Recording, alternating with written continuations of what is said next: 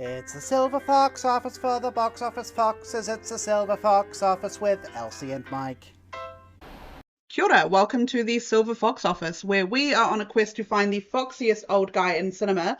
I'm Elsie. And I'm Mike, and today we have another very special, exciting guest. They are a writer, they are a playwright, they are an actor, they are 1/3 of the Mixed Bag podcast. It is my dear friend, Jamie Kane. Kia ora! How's it going? Hi, Jamie. Thank you so much for having me. It's exciting to have you. Yes! I have been really, really thrilled that, like, on Mixed Bag we sometimes talk about hotness, we talk about hot butter, but it's a tiny little segment, and I'm so thrilled when this podcast premise kind of came out, where it's like, no, we're just discussing how hot or not they are. Well, not really not, how hot they are. Sometimes they're not, like Longface. Jamie came in and, like, immediately brings up Longface. And I think the crucial thing with Longface is not the actor, himself. It's the whole, like, phenomenon of Longface within the context of that movie. Yes. Yeah. I think they kind of gloss over how weird Longface actually is, because it wasn't until the end of the film that I was like, hold on a minute. Yeah. I feel like Longface got away with a lot. Not just my nightmares, but... is he the ultimate killer in the end? I haven't seen him. Not really a spoiler. No, he's not. He's definitely, like, posed to be, like, wants to make you think that, but then they find out he is the guy that's been sending the letters, and he is the one that broke into her house and, like, whacked off on the bed and then, like, left another letter. So he's definitely, like, evil, but not the ultimate bad guy. If anyone is confused, oh yes, if you're not watching these in a linear fashion, if you haven't listened to our Kevin Costner episode, our controversial Kevin Costner episode, Longface is a villain in Bodyguard, and Elsie has been plagued by nightmares of this man. I had two separate nightmares, and one of them I exonerated Luigi Mangione. So you are a hero. Wow. I think I became the people's favorite in that dream. Yeah. So how are you doing? Yeah, really good. It's nice to...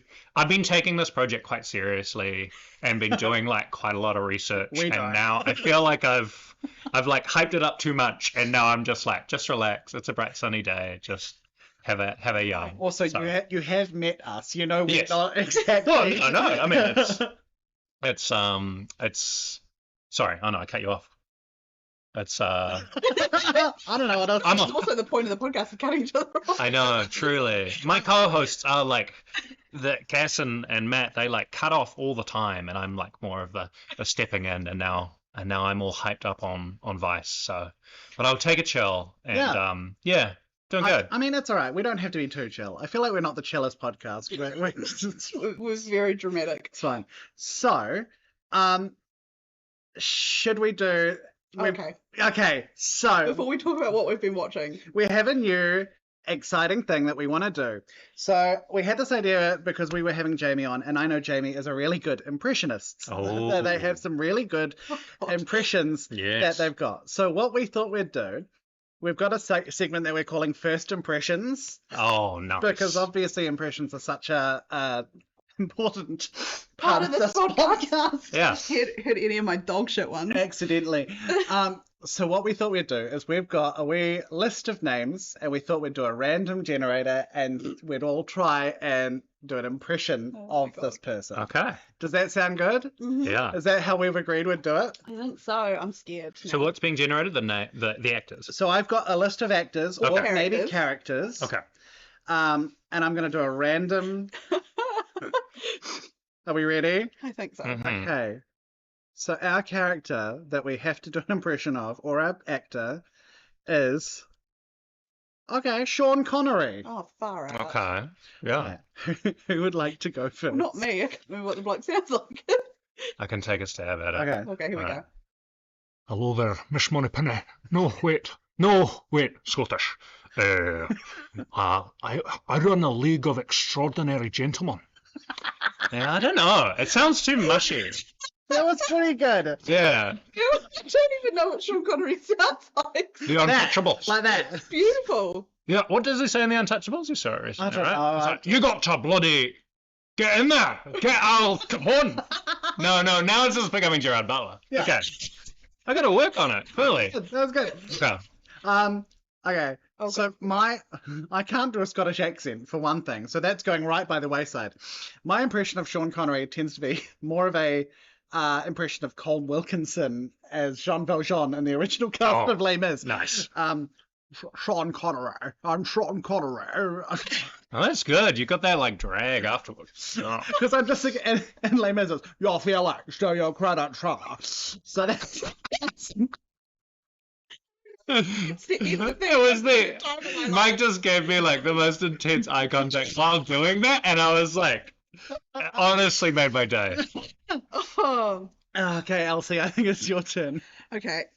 I'm gonna have to really take a bit of artistic license here, considering I cannot do a Scottish accent. I don't know what Sean Connery sounds like, and I'm scared.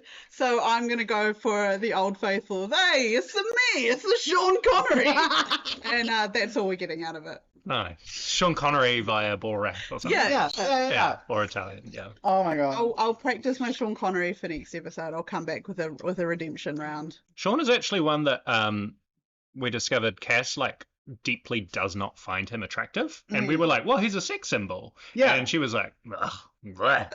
And Matt and I were both pretty gooped because it's just kind of seen as like, you know, yeah. So I feel like she will never bring Sean Connery to this pod. No. No.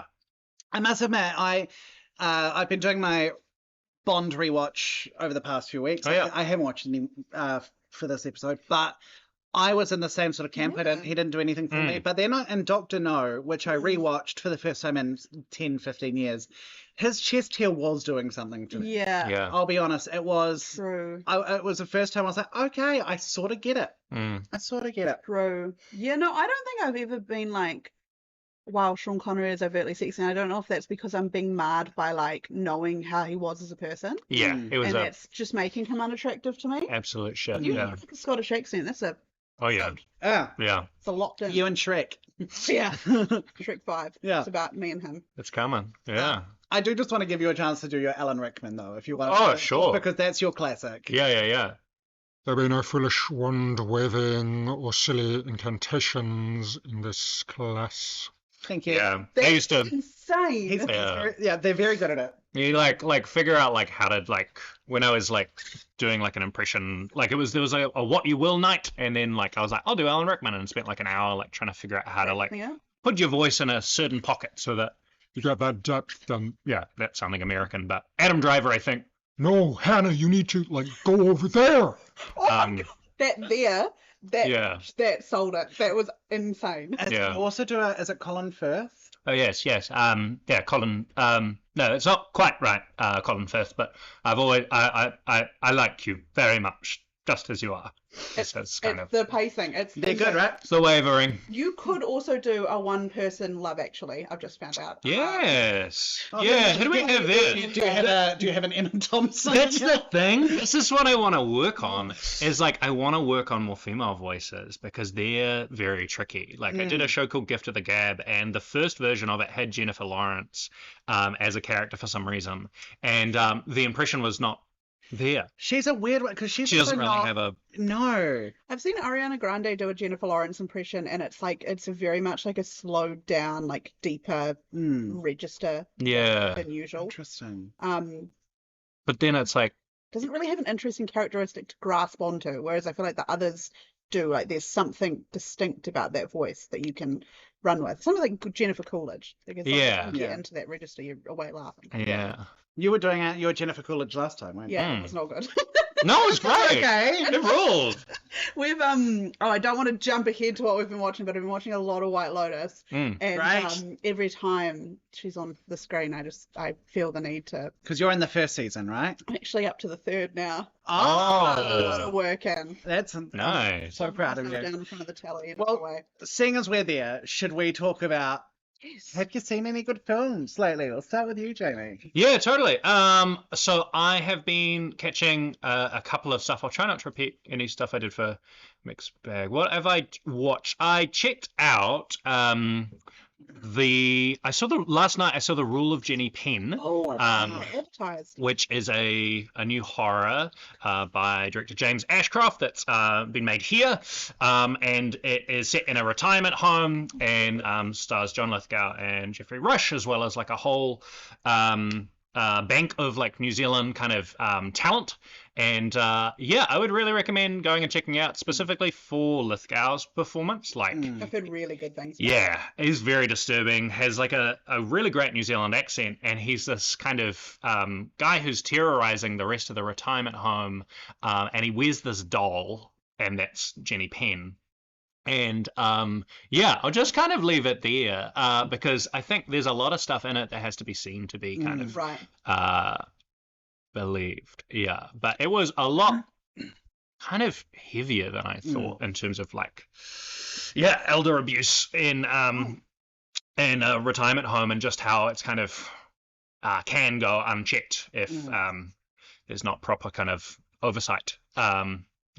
I've heard that Geoffrey Rush and John Lithgow behind the scenes were really competitive acting. So I've heard that like if John Lithgow was up performing a scene, Geoffrey Rush would be sitting there watching, hand on the chin, like, and then going in with that attitude of like, I can do better, and apparently that was quite a fun. I reckon that informs a lot of their work because they are kind of quite competitive to each other. I did not love, but it is a really fun, well, not fun, but like an intense kind of watch. And nice to see George Henare, who's a wonderful New Zealand actor of stage, like get more opportunities to be on screen as well. And local accent coach Hilary Norris is also in it. Yes, right? and a pretty like major supporting role. So cool. That was super cool. Love Hilary. Very excited to see that. Yeah, absolutely. Anything else? I do have I'll just check my letterbox. The other stuff that I've been watching, I just finished off Severance, but I don't want to give away spoilers, so that just wrapped up its finale like yesterday at the time of recording, and I really, really loved. If you haven't seen it, the general premise is that they have you two seen it? No, coworkers. Severance. No. They it's this idea like social commentary on like work and sci-fi kind of premise that like these people decide to like sever their work life and their personal life, so that when you go in, you're kind of like a different kind of consciousness. Okay. And so it's Adam Scott as the lead character, Mark, as well as a awesome supporting cast of Patricia Arquette, and it's been like a great breakout kind of roles for a couple of the actors, and like it's been like 5 or so years since season 1, or like maybe 4, and it's delivering so much. Like the lore of it is so cool. Like they all have this, like there's this guy called Keir who is the founder of Lumen, and there's like this weird like mythic like mythology to like his work, and that kind of comments on like office culture, but it's also quite religious. And there's weird paintings, and then there's like other departments that you don't know about. Turturro's in there too, John Turturro. He's great. I would really recommend Severance, and like it's great that season 2 kind of landed the plane. All kind of headlined by Ben Stiller, and I didn't know, like I wasn't aware of your game, Ben Stiller. Like great as a comedic performer and director, but like this is like a whole new level of insane from Ben Stiller. I've not seen it. I really dislike Ben Stiller, but right. I am interested. I always get Severance and Succession mixed up, and because I've never seen either of them, and then that one word titles beginning with an S, but both on my list that I want to see. I mean, if you don't vibe with Ben Stiller's comedy, I don't really all that much either, although obviously I still like enjoy like Night at the Museum. Yeah, great films. Never seen it. I've never seen it. Oh, the trilogy, Night at the Museum trilogy, all-time watch for me. Like incredible work. Oh, cool. Okay. Yeah, I really, really want to. We've been thinking about covering that one on Mixed Bag for a while. I find there's still like a comedic element, but it's less like, I was about to say this is a museum for ants, but that's like one of the best jokes from Zoolander. But like, yeah, it's not super Ben Stillery. It's not like the Cameron Diaz, I think come here kind of stuff. if I think Ben Stiller, I'm more likely to think of Meet the Parents or There's Something About Mary. Tenenbaums. Oh yeah, he's in there. Yeah, like the Royal Tenenbaums. He is good in that. Good in that. But I also like Gwyneth Paltrow in that, and I don't normally like her. So I think that film is just a magic film. Yeah, and there's Gene Hackman in there too, who recently passed. R.I.P. Yeah. And then last bit is I've recently started watching Adolescence on Netflix. Oh my god, good. that's on my list to talk about. Yeah. Oh yeah, you've seen it? I watched all 4. Okay, Incredible. I've watched like 1.5. Shan't spoil. Watched none. Oh, you are gonna lose your shit when you watch it. It's so good. Yeah. It's well, I'll leave it to you to no, chat about. You can absolutely talk about it. It's worth it. Yeah, it's got Stephen Graham in it, and he's collaborating with a director who he's worked with before with this thing called Boiling Point, which I haven't seen. But their kind of thing is they like doing like genuinely like one whole takes. Without cutting, and usually when they do that there's like secret cuts so that to reset actors and stuff, whereas with these like the whole it's genuinely like 4 continuous shots over 4 episodes.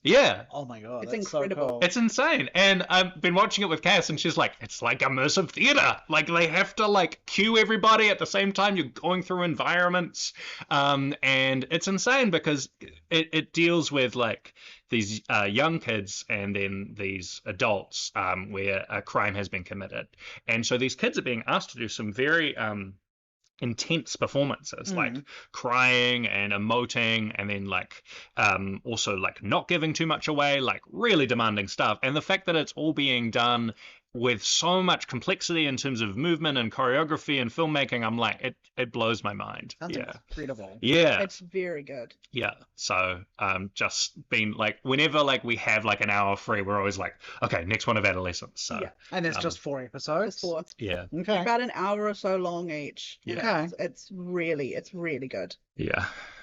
And that's my watches. Nice. Beautiful. Yeah. Do you want to go next? Yeah, I let me get the old letterboxed out because my memory is terrible. Okay, so after we finished filming the Kevin Costner episode, I went to the cinema that afternoon and watched Anora, which was Best Picture winner from this year's Oscars.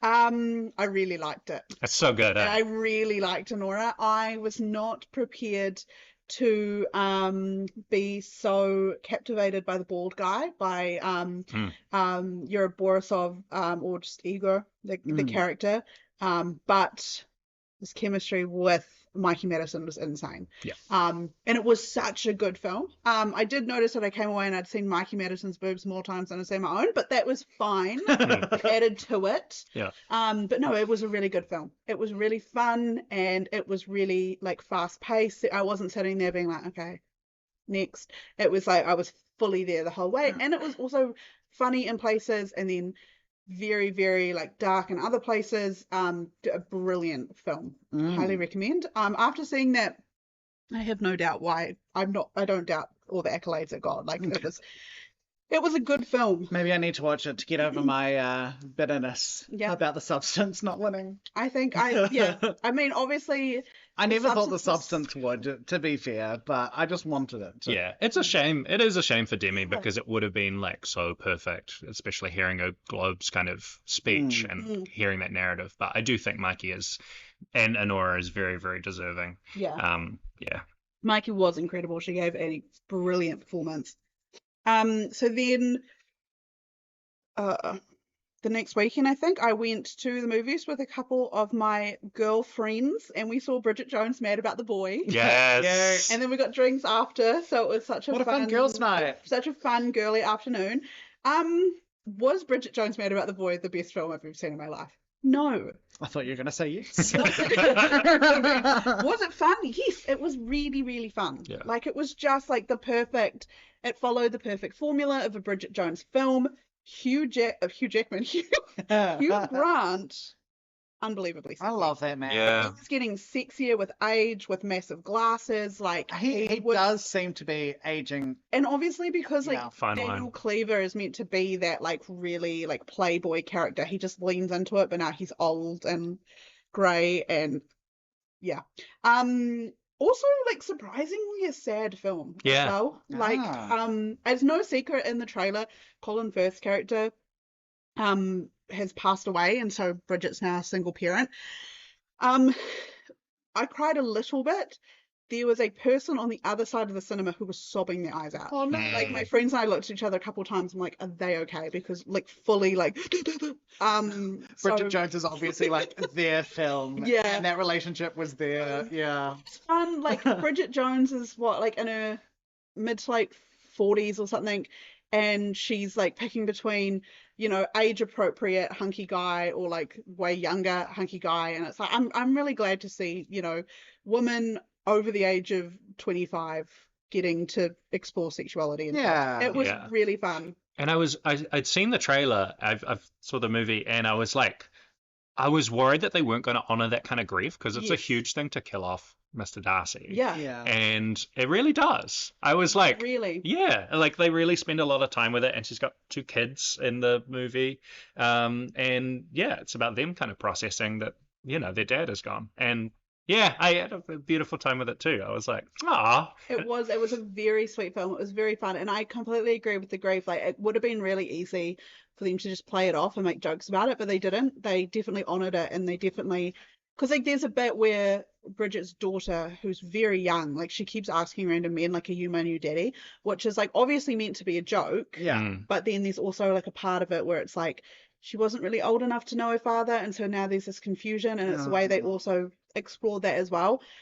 I recommend it. Put it on like on a Sunday afternoon, sit down, enjoy it, have a laugh. Bridget Jones is so back. I feel like I need to watch the first couple. Yes. Because I've seen them, but not definitely for watch years. her refresh. Also just such a fun watch. I haven't seen 3, and I'm like, I should didn't check watch out 3 either. Yeah, don't it's think the I Patrick have. Dempsey. I'm so sorry, like McDreamy, I but didn't watch it, and I was like, and I like Googled it the other day to check the premise, and was like, oh, there's a whole Patrick Dempsey episode. But I don't think you necessarily needed to watch that to still enjoy this one. Right. 'Cause it's not like there's a lot of lore behind it. Like, you No, can I mean follow it's still a chick flick at the end of the day, right? It's not, you know, high literature with a capital L, 100%. which is great, which is exactly what it should be. Then I watched a crazy pull. I watched The Incredible Burt Wonderstone. Excuse me. Buscemi's there. Sorry, did I give it away? You picked exactly why I watched it. Okay. Incredible Burt Wonderstone. So yeah, it's Steve Carell, Steve Buscemi, Jim Carrey. It's also, I believe, James Gandolfini's last performance before his untimely passing. But And you love a bit of the Gandolfini. I do love Gandolfini. It was Steve Carell and Steve Buscemi are childhood friends that are also magicians. But Steve Carell is like really up himself. Right. And he walks all over Steve Buscemi, and then Jim Carrey is a Chris Angel type character, Right. who's like doing all the street performing, but he's being really like dramatic with it, and he's like ruining the art of like magic. It was so fucking stupid, but I had so much fun. It sounds like a comedy version of The Prestige. Literally, Yes. it's pretty much like that. It was so silly, but Steve Buscemi wears this fuck ass blonde wig.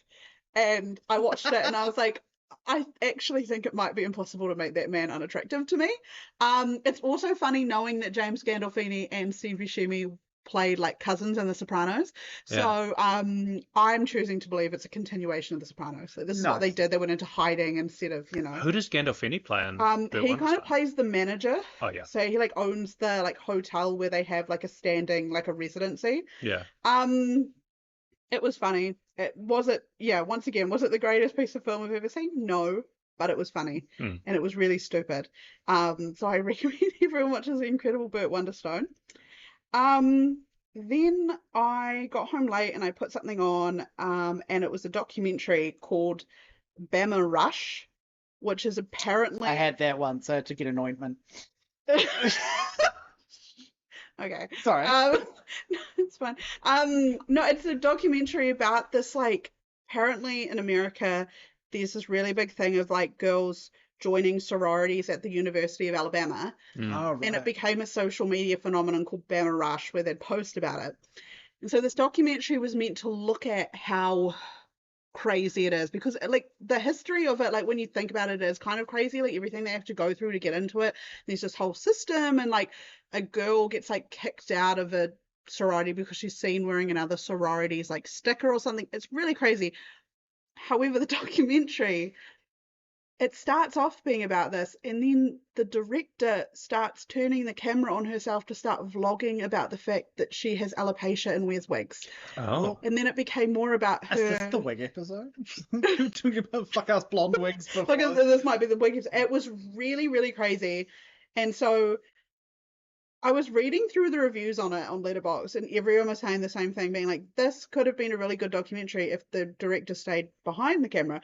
So it was really weird, and it didn't really end up being about Bama Rush anymore. And I actually think I have a conspiracy. I think it's because like people, it's very secretive, so everyone was like refusing to open up about what actually goes on there. But yeah, it ended up becoming about the director's alopecia, so that was super random.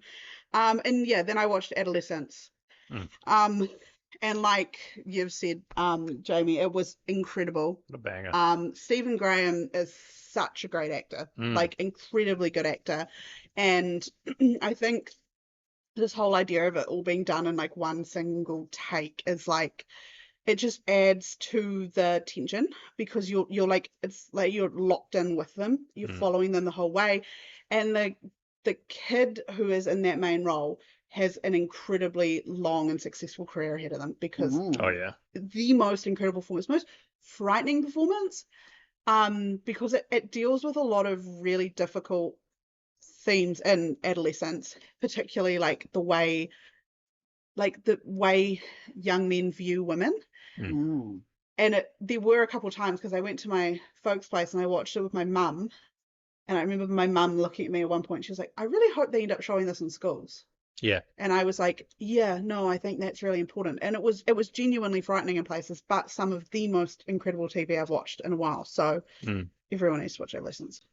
It makes me think of the TV series Haunting of Hill House. And like that best episode of that was all done in one take. But like you said, it was cheap cuts and stuff like that. I mean, there's nothing wrong with Which it. is, no, exactly. But I always love, I mean, One Cut of the Dead, a big portion of that is singular, being in one take. And I just love it. I love that. It's a little bit gimmicky, but in a good way. And it's just so clever and so great. So I'm very excited to get my teeth around that. I've also, like I said before, I've managed to make it onto season 3 of White Lotus. I'm season so proud. 2 was really good. I really enjoyed season 2. That was really fun.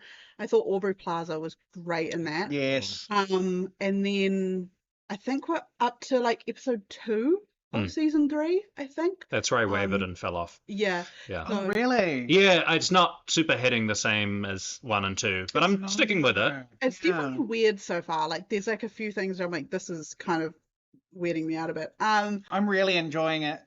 We're up to I'm date. excited. So invested. I heard about the latest episode, and a monologue that I didn't want to find out too much about. I wanted to experience it in context. So I'm trying to catch up again. I also just love Parker Posey. Anything she could do, I love her. The other one I've been watching is Yellow Jackets is back. It's season 3 of Yellow Jackets, I think.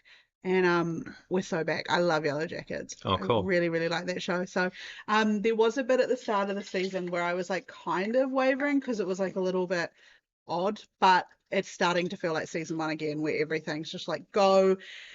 And throughout the series there's been like a lot of unanswered stuff about like, how did that happen, or how did this happen?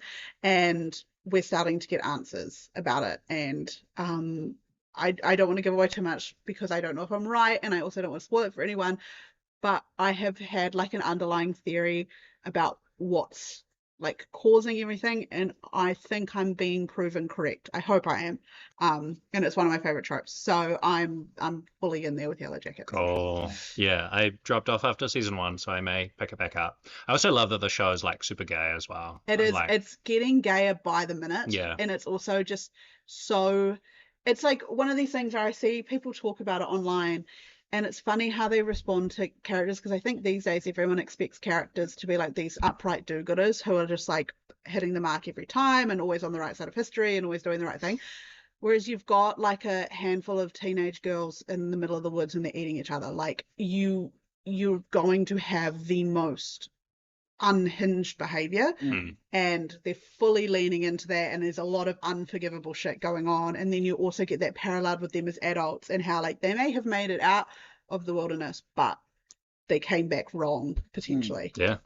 And I really like how that's just all being leaned into, and they're not trying to like make anything like glamorize anything, because that was one of the first things I noted about it. I think in like the second episode, one of the characters who's like taken a lot of painkillers because of an injury is like trying to take their first poop out in the woods, and it's like so grim. And then like 2 to 3 episodes later, all the girls start getting their periods, and so they're all like trying to deal with that. And it's just like, it's all those things when you're watching a survival show, you're like, how the fuck are they managing this? And they literally touch on it. They're like, well, they're not, and it's really chaotic. And like the glasses wearing character, her glasses have just broken, she like lost them, and I was like, this is perfect, because I'm sitting there watching it being like, if my glasses broke, I'd be fucked. I'd be so fucked. I would have fallen off a cliff ages ago. So I really like that they don't really leave anything out of it. Like they touch on the like grimmest parts of all of it. So cool. I really like Yellow Jackets. I'm a big Yellow Jackets, and there's like a lot of the casting, but quite a few of them are from New Zealand. So okay, I've not seen it. Again, I need to. Melanie Linsky. I love Melanie Linsky. Melanie Linsky, Simone Kessel, somebody else I feel like. They're both Kiwi actresses. I'm really bad at watching TV shows. I'm such a movie person that It's a big investment, yeah. It is. It feels like more of a commitment. Unless it's something that I'm already in, like White Lotus. I'm like, I know as soon as a new series comes out, I'm gonna be back in there. I'm gonna be back in there. Yeah. But even with that, I was actually like, oh, I don't know if I can be bothered starting a new series. I think Yellow Jackets is very horror. It's very Stephen King, so I think it'll be your. That's it. I know most likely I would enjoy it, but I'm still dragging my heels. I like about TV shows, I like having something to look forward to. So like I still have yet to find something like when I was watching Rivals, I would genuinely be at work and I can't wait to get home tonight and keep watching Rivals. And it was the fact that there was always another episode, and then there wasn't. Yeah. And my mood plummeted. Have you seen Lost? No. Lost is like addictive levels of like. I know that like everyone complains about the ending of Lost and all that stuff, but the stuff in the middle of it, like through so much of its season, is so good, and like all the character stuff is just like super exciting. That and also Dark, I also found a similar kind of like excitement, which is on Netflix. Yeah. I've always thought about it because I've heard a lot of good things about it. Yeah, I think it's on Netflix or one of those now. So yeah. I know it is, like, we've been trying to get Matt onto it for the longest time, and then I think the thing that holds him back is 22 episodes per season, but it's like, it allows you to kind of meet all the characters, 18 or so people on this island. Yeah. I think for me, it's going to be, I know that if there's a new White Lotus, I'll watch it, and if there's a new Mike Flanagan, I'll watch it. Other than that, I tend to procrastinate, and I need to get better at that. Well, he's going back to movies now, right? Yeah. The Life of Chuck. I'm so excited. Yeah, that should be cool. Excited for The Life of Chuck. It's based on a beautiful short story by Stephen King. Yeah. So it's very exciting. What have you been watching, Mike? Well, I'll tell you what. I want to start with books. Okay. I've only read 3 books since our last recording, which for me is not really very many. Off. So the first one I want to talk about is I've been doing a Stephen King chronological reread for the past 6 months, something like that.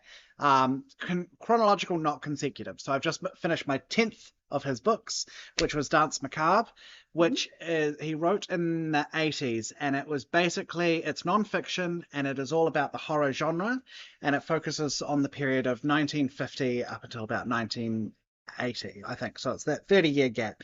Really dated by now, obviously, because he wrote it before the majority of the slasher craze came out. Right? I mean, Psycho was obviously out, and Halloween was out, but the best one. So, but like No Nightmare, No Child's Play, a lot of the Fridays. As long as Halloween was there. You're trying to bait me, and I shall not stand for it. We love all slashers equally. Yeah, all slashers were created equally. And you're not the biggest fan of Halloween, is that right? I really like the first one. Oh, okay. I love the first one. Right. And I love H2O, which Elsie hates. Which is funny because you've just like put my two ends of the spectrum. My favorite's 78. My least favorite is H2O. Is it LL Cool J? Is that one? No, who's in? Oh no. I know the one you're talking about. No, it's Who's in H2O again? Buster Rhymes. Oh, Buster Buster Rhymes is in not Oh, H2O. It's the one after that, which is Anyway. not Revelations. Not it's something like that though. It's the one where they start filming the reality Yeah, show. and he like kung fu kicks Jason. Oh, not kung fu kicks Michael Myers out of a window. Which is not canonically possible. No, That's very silly. Anyway. But yeah, so it's really cool. I remember reading it when I was like first getting into King, you know, years and years and years ago. And I was really wanting to get into a lot of the older horror films, and it was a really good basis to start with a lot of those films from the 70s and the 60s and 50s. So it provided a really good foundation for me, and it was really cool to go back now and reread it and be like, oh, I've seen a lot of these, whereas I hadn't before.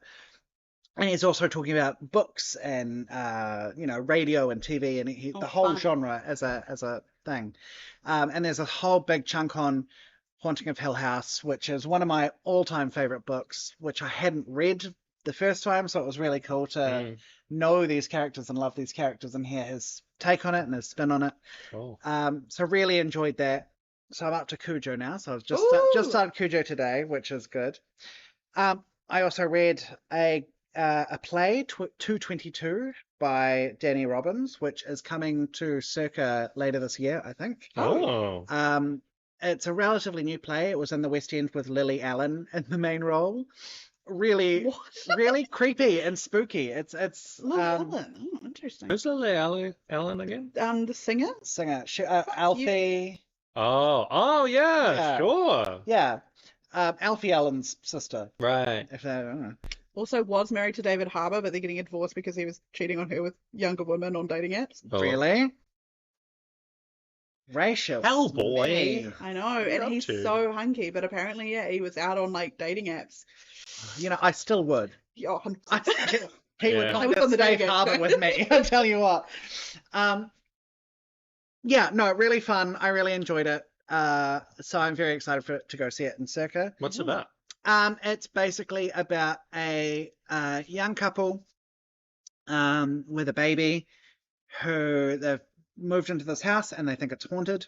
And the sound happens at 2:22 every morning. Ooh. And they're having a dinner party for them and their two other friends, and one of the couple believes that the house is haunted, the other is a skeptic. Cool. And Jenny, the character that believes the house is haunted, is like, I want everyone to stay until 2:22 for us to all witness the sound. Nice. I didn't realize it was a horror. Yeah. Cool. I can lend you the book if you like. Yeah, sounds fun. Yeah. And I also read the novelization of Alien by Alan Dean Foster. Nice. I enjoyed it so much more than I thought I was going to. I've never really gotten hugely into novelizations. I read the Star Wars ones when I was younger, and I've always sort of seen them as maybe a bit inferior. But this was so cool. I really enjoyed it, getting to see the characters a little bit more and a bit more of that internal life. Yeah. Really cool. I really enjoyed it. Can I say one thing on Alien? Is that okay? Yeah. My brother went to this thing called Savory Cinema, which they do in Wellington, and they just pick a random film, and it's called, the one that they showed was called Alien on Stage, which was done in the West End, and it was like a bunch of it's an amateur theatre of like bus drivers, like all decided to do Alien on Stage, and I haven't seen it. I just saw the trailer, and it looks like the best thing ever. So it's like a documentary. Yeah, doco on this. That sounds incredible. Process of putting Alien on stage. I love this. It's just theatre of bus drivers. Yeah. Is insane. That's incredible. Yeah. That's so good. It looks so exciting, and What's I was the like, name of it? It's just called Alien on Stage. I think it looks like they shot it in 2020, and it's been released last year. It looks real cool, and they've gone really hard out, and with all the practical effects and the sets. Yeah. That's so fun. It's super fun. That sounds incredible. Yeah. But yeah, so I've got all three of the Alien novelizations for Aliens and Alien 3 or Alien. What is it? Oh yeah, I don't know. 3D. I don't know. It's yeah. I'm not good at maths, but it's like cubed or squared or something. They should have done Tiny 3D. little Or Alien cubed. Yeah, cubed. I think. Squared is 2. And then Resurrection. Yeah. And apparently the third one is the best novelization, like the worst film, but the best novelization. So I'm really excited to get to that eventually. Moving on to film, I've had a real obsession with the Enfield Poltergeist recently. Okay. Which We all do. really weird. It's the plot of The Conjuring 2, if anyone has seen that. Oh, yeah, right. Yeah, so the Enfield Poltergeist. So there was a TV series, a little documentary series on Apple TV, I think, from 2 years ago, called The Enfield Poltergeist, which is about 4 episodes, and it's incredible. I really enjoyed it. The thing with the Enfield Poltergeist case was that it was so clearly documented. It's one of the most documented paranormal cases purely because the person was there recording all the time. So even though, even if you don't believe that actual paranormal stuff occurred, it was still the most documented case because there is the most documentation, if that makes sense. And so they've done like reenactments of a lot of the stuff, but they're using the original audio and they're having actors lip sync along to the original recordings, which I thought so fun. I thought that would really get on my tits. I wouldn't like it, Okay. but it was really cool. Phrase we all use. Have you not? No, get on my nerves is what I often go with. Have you not heard "get on my tits"? I've heard you say it. So I'm like, Okay. must be a thing people say. Maybe it's just a mic phrase. No, I mean, I guess I've heard it, but yeah, get on my nerves is the one I've heard more. All right, fine. Sorry to attack you, Mike. Quite a few episodes again that I'd never heard before. If I had my druthers. Yes, I didn't know what the fuck druthers were. And Cass was like, druthers, it's just like what you want. And I was like, what druthers? Like, what is druthers? But Cass knew it. Yes, Cass knew. So, Cass knows everything. This is the humbling experience of having Cassandra as your wife. Is just like, okay, sweet, I will learn, which is also extremely insightful and illuminating. Sorry, Cass. So it's the best to have her on your side. Thank you, Cass. Absolutely. And to learn what druthers is. Yes. Yeah. You know, this is an educational podcast. Yeah. Have your druthers on your tits. There we go. Yeah, so I really enjoyed that, and then I ordered a few books about the Enfield Poltergeist, which have yet to arrive. I've fully gone into the rabbit hole. It's one that I'm like, I don't know. I'm a firm believer in supernatural stuff. So I like to believe a lot of the stuff more because it's fun to believe rather than actually I believe it with my whole being. You could say that you want to believe. Oh, thank you, David Duchovny. But like Amityville Horror, I'm pretty sure it wasn't real, right? But there's a small part of me that's like, but if it was, it's so much more fun. It's so much more fun to think that it is. Horror the same as Haunting in Connecticut, or is that a different one? No, it's a different one. It's the family. Yeah, the Lutz family. Lutz family. I think the other one I'm thinking of is the DeFeo. Yeah, so that's DeFeo's. That is Amityville. So that happened in the house. Sorry, I think it's pronounced Defoe. Willem. Stupid. I like that. Sorry. You've never seen that about any of my jokes. I mean, if you made a few jokes, but yeah, but so I like this is all about a couple of young girls who are either causing it all or are actually afflicted by a poltergeist. And I'm like, okay, so the options are either A, they're faking it and their parents are using them for money and for fame and all of this and like taking advantage of these kids, or this thing actually happened to these kids. And I'm like, one of those is for me a more pleasant thing to believe, right? Yeah. So whether or not it happened, there are definitely pros and cons. Like there's this whole thing about she's doing this voice and it sounds like an old British man. It's full on, my name's Bill Wilkins and I'm 72 years old, right? But this voice is coming from like an 11-year-old girl. Yeah. And I'm like, shit, that sounds... I can't imagine an 11-year-old girl making that noise. But then there's a bit later where she's like, what's a period? And I'm like, okay, that's the point of games. Oh, Wow. Did you ever watch the movie? I feel like we've talked about it. Did you watch the movie Late Night with the Devil? Yes. Oh yeah. I like that film. I like AI that film. notwithstanding. Fuck AI, but Yeah. that film was a good film. I noticed you watching the Conjuring movies. Are you going to go into Annabelle and all that stuff as well? Yeah, so after Enfield Poltergeist, I then went and watched the Conjuring series. I will read. Yeah, and the Nun and all that. Yeah, Yeah. I will. I think it's the first Annabelle film. I find the plot very similar to Rosemary's Baby. Like, Oh, they yeah. were- Yeah. if you watch them either in succession or close to each other, you'll be like, oh, Annabelle's actually quite Yeah. a bit like Rosemary's Baby. Mm. And also nothing like the real story of Annabelle, which really upset me when I saw it at the movies. I was like, actually. That's correct. Excuse me. Mike sitting there with his encyclopedia. my Edna Lorraine Warren book.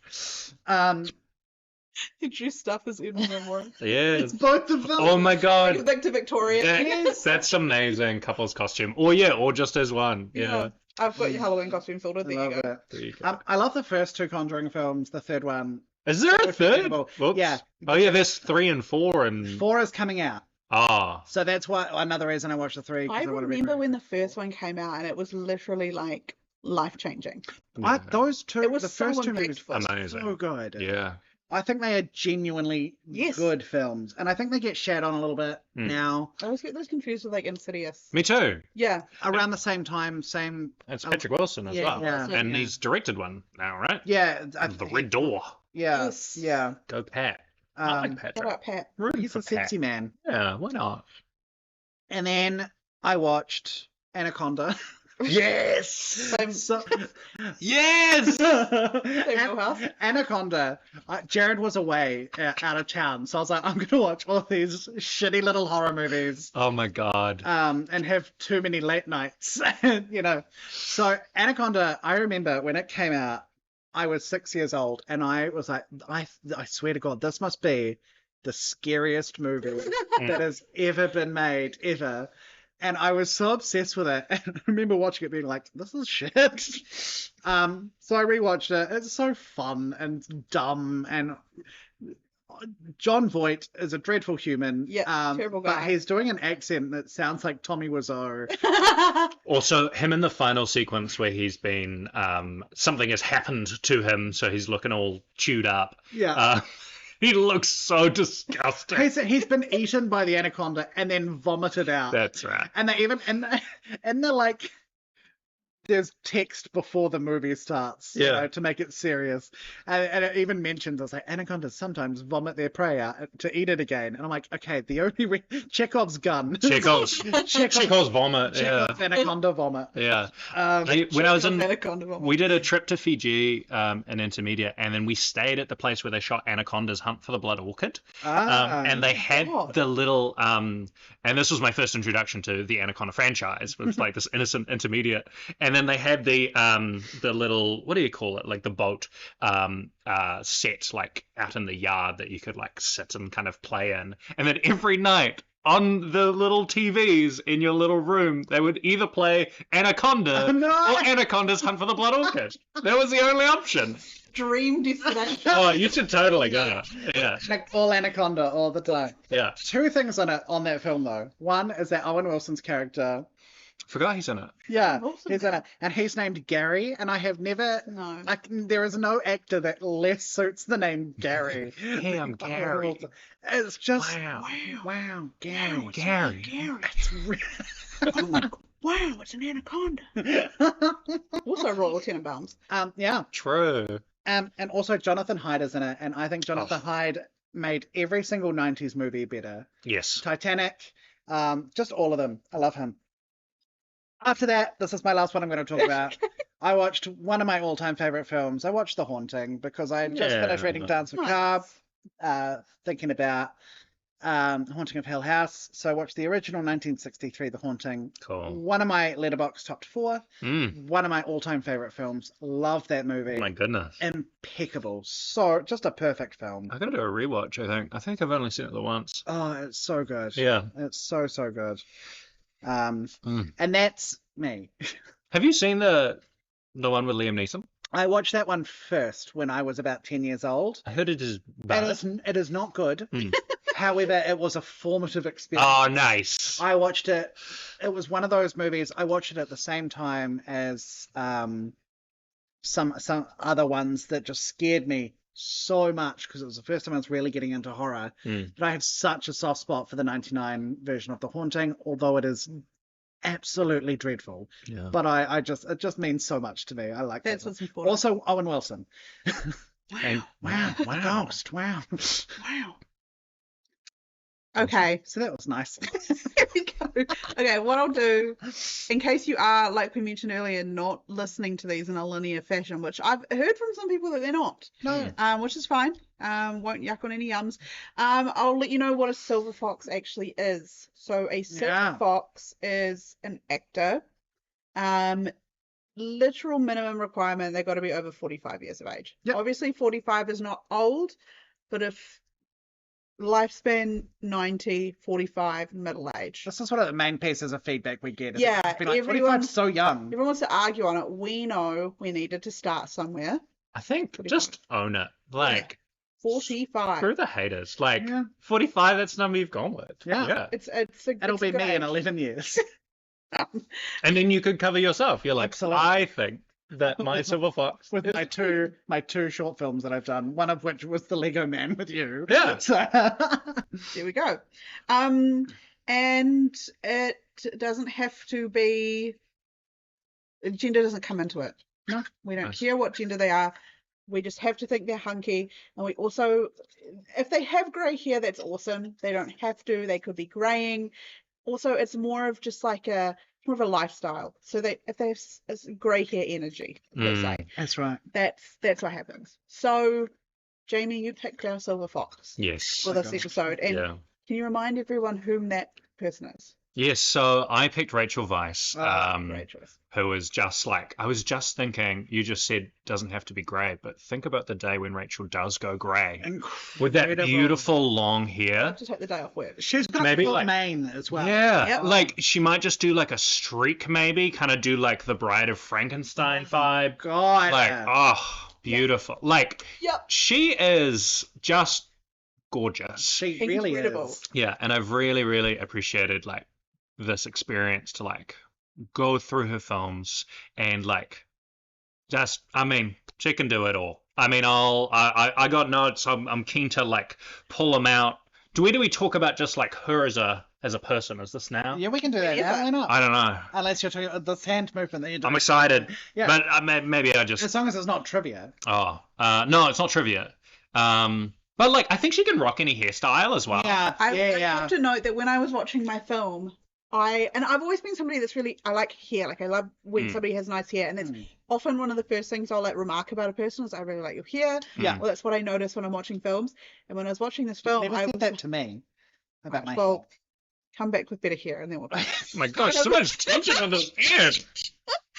But I was watching this film, and multiple times I was like, God, her hair looks beautiful. Yeah. Yeah. God, her hair looks beautiful. Yeah. She did have just a beautiful head of hair. Yeah. Has she ever played? I mean, I know the answer to this.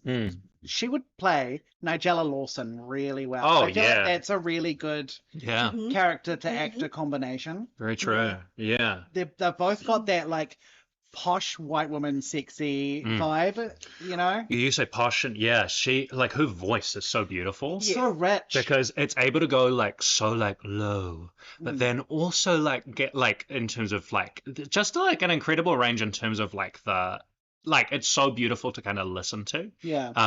That it's like voice is like so like attractive to me. I'm like it really, really And she's also similar to someone like Cate Blanchett, who Cass picked, like also like a queer icon, like in the last couple of years. Oh yeah. Like she's really like people have been like, we fucking love it when you play queer. Like you are a gay icon to us, and I think she's just taken that and run with it. Yeah. You love to see, which I mentioned it earlier, Melanie Linsky, she's also started leaning into that. Yes. Oh, totally. Where like she has become a gay icon and she's fully embraced it, which you love to see. Yes. Love to see it. So good. One of my favorite Twitter interactions, X interactions, whatever, is someone's like, oh, casting Melanie Linsky in anything is a sure way to get the queer vote on. I love Melanie Linsky. True. And Melanie Linsky commented being like, oh my God, thank you. That means so much. And then this guy commented being like, the straights also love you. And she was like, that's less exciting, Matthew, but thank you. It's the use of the name, especially. Wow, that's exciting. Oh, well, that's fine too. I guess. I've also really enjoyed that a lot of girls have been asking Melanie Linsky's husband, who is Jason Ritter, the late John Ritter's son, asking him if he can fight, and Jason Ritter has fully embraced that, and he was like on a talk show like showing them his fucking like karate moves. I can fight. It's just like it's you love it when there's a guy who's like married to a really beautiful woman and he just knows it. Yeah. And it's like you've absolutely you've nailed it. Wow. Nailed the brief. I mean, talking of that, Daniel Craig knows he's married a beautiful woman. Oh yeah, 100%. He's also a bit of a queer icon. Totally, they're just like embracing. Thanks to Knives Out as well. Totally. And queer. Queer. I mean, look. Okay, this photo, like. We can like put it up. Like they are living their best lives. Great look. They're just having so much fun. They're just like, yeah, cool. Let's let our freak flags fly. Honestly, like a sexy, quirky couple. Yes. You love to see it. Not boring. Rachel also has this Golden Globes interview, an award ceremony moment. I can't remember what. And they're like, so what are you here for tonight? And then it's this amazing clip where she's like, I'm just looking at all the beautiful girls. And they're like, why? Are you like comparing yourself to them? Like competition? And she just says, I just appreciate beautiful women. And it's just like, it's so like she knows what she's confident doing. And sexy. She knows exactly what she is doing. Yeah. And she's got this thing. My final thing is that she has this kind of like lovely soft quality, but she also has like step on me mama kind of like like MILF, like own the house down energy, and she can do both. And she nails both, and it's so cool seeing her lean into that a little bit more in her career now. And then at the start, there's a lot of male directors being like, you'll be the love interest, you'll be the dead wife, like, we'll all, like, dream after you. And now she's, like, starting to be like, well, no, she's producing stuff as well now, which is super hot, like, super hot job, and making sure that she's, like, steering the conversation and giving herself the roles that she wants to do. And we all thank her for it. Why is it that, as a gay man, I'm more attracted to queer women? Why is that? I think that's just science. I think it's just how it goes. I think there's like, I don't know, there's something about like, and I completely agree, a woman that embraces that kind of, because I think it's natural that, you know, in the past, women have been seen as very soft and, you know, they're there to compliment delicate and men, demure. right? You know, they sit at home at the loom or whatever. But now people at the loom, people that fully embrace that, like, that more powerful energy, and she isn't afraid to be like a dominant personality. And then I think if you're somebody who is a fan of that and accepting of that, then you're naturally just drawn to her. Yeah, absolutely. She's beautiful. Yeah. Wow. So what movie did you pick? Okay, cool. Well, I've picked two. Nice. And then I did a bunch of, I'll be honest, I watched quite a lot. Good. But I think I'm putting two up in terms of like my picks, and then I have some honorable mentions. Beautiful. So the first one that I watched is where she's really started, is 2017, and she started to really like embrace like her queer icon kind of status, is Disobedience, with her and Rachel McAdams. And so this is probably most well known for the sex scene between the two of them where she spits in Rachel McAdams' mouth. Oh my goodness. And talking of wigs, this is a wig movie. So this is probably the wig big episode. Wig movie. Because, it's something I didn't know about Orthodox Jewish culture, is you have to like cover your hair. When you're a married woman. When you're a married woman. Because only your husband's meant to see your hair. Yeah, so a lot of wigs. Rachel McAdams is wearing a wig through a lot of it, and you're like, oh, that's because I didn't know anything about Jewish culture. I was like, that's a weird choice. Like, so it's a very harsh wig. Yeah, it's a harsh one. It's a real wig. Yeah. And then at one point she takes it off and you're like, oh. But Rachel Weisz is playing someone who has kind of stepped away from her family and that very like harsh kind of, restrictive kind of lifestyle, and is living in New York City. She's a photographer, taking pictures of like old men in tats, hot job. Yeah. Like, it's very cool. And she gets a call that her dad's passed away, and so she has to come home. And so throughout all of it, it's quite a cold movie. Okay. And it really takes its subject matter quite seriously. I was expecting more of like a salacious, like lesbian kind of like fun kind of note on a scandal vibe, and it's really not that. It is like there's these two lead characters, and then the husband that Rachel McAdams has decided to settle down with. It's quite like a tough movie, because it's like around like what sacrifices are you willing to make in order to kind of fit in with your family. And Rachel Weisz, who is Jewish herself, like Weisz is a Jewish name, and she hasn't really kind of been connected to, she said herself, like hasn't kind of played Jewish until this and this other movie Denial that she did in the same year, I think, hasn't been a strong part of like her faith or identity. It's really cool to see her in these environments, because she's dressed in this New York kind of way, and everybody else around her is like, you can't wear that skirt, like this is way too revealing. And so like she's got that kind of hot kind of thing of like wearing these kind of outfits that everyone's like, no, and you're like, no, just live, girl, live. And so you've had this like repression, and then when Rachel finally decide to like get an apartment and just fuck, it's so good. You're like, yes, you feel liberated. Yes. And like it doesn't feel like too like titillating or anything like that. It's like the yearning, like the build up, and like the like finally, like, let's just be together is so cool. It sounds like it's really like earned. It really earns that. Oh. Yeah, absolutely. So I would really recommend it. It was a really like surprising kind of like, oh wow, this is really cool. Like, and even though yes, I always love your notes on a scandal as well, I really just appreciated that like it took quite a complicated situation where everybody is coming into it from a well-meaning place. And then just like, how do you navigate through it? It sounds like if they did go for that like campy tone of Notes on a Scandal or Late December or whatever, that like it might come across as disrespectful, seeing as it's talking about such a totally sensitive subject. Absolutely, yeah. Unlike intergenerational relationships, I guess, not a touchy subject at all. That's fine. Yeah, never mind. But she has this beautiful like long hair in it, and so yeah, it's great that and like I realized that like her kind of older at the stage of her life is like when I'm most attracted to her. Like 100%. As like in her kind of MILF era. And because she just feels so kind of self-assured. So yeah, that was a really great lovely surprise for me. And then do I go right into the other one? Yeah. The other one that I picked is not a movie, it's a mini-series. Which is, if that's cool. It's I don't think we have any rules against it. No. It's called Dead Ringers, and it's a remake of the David Cronenberg movie Dead Ringers with Jeremy Irons.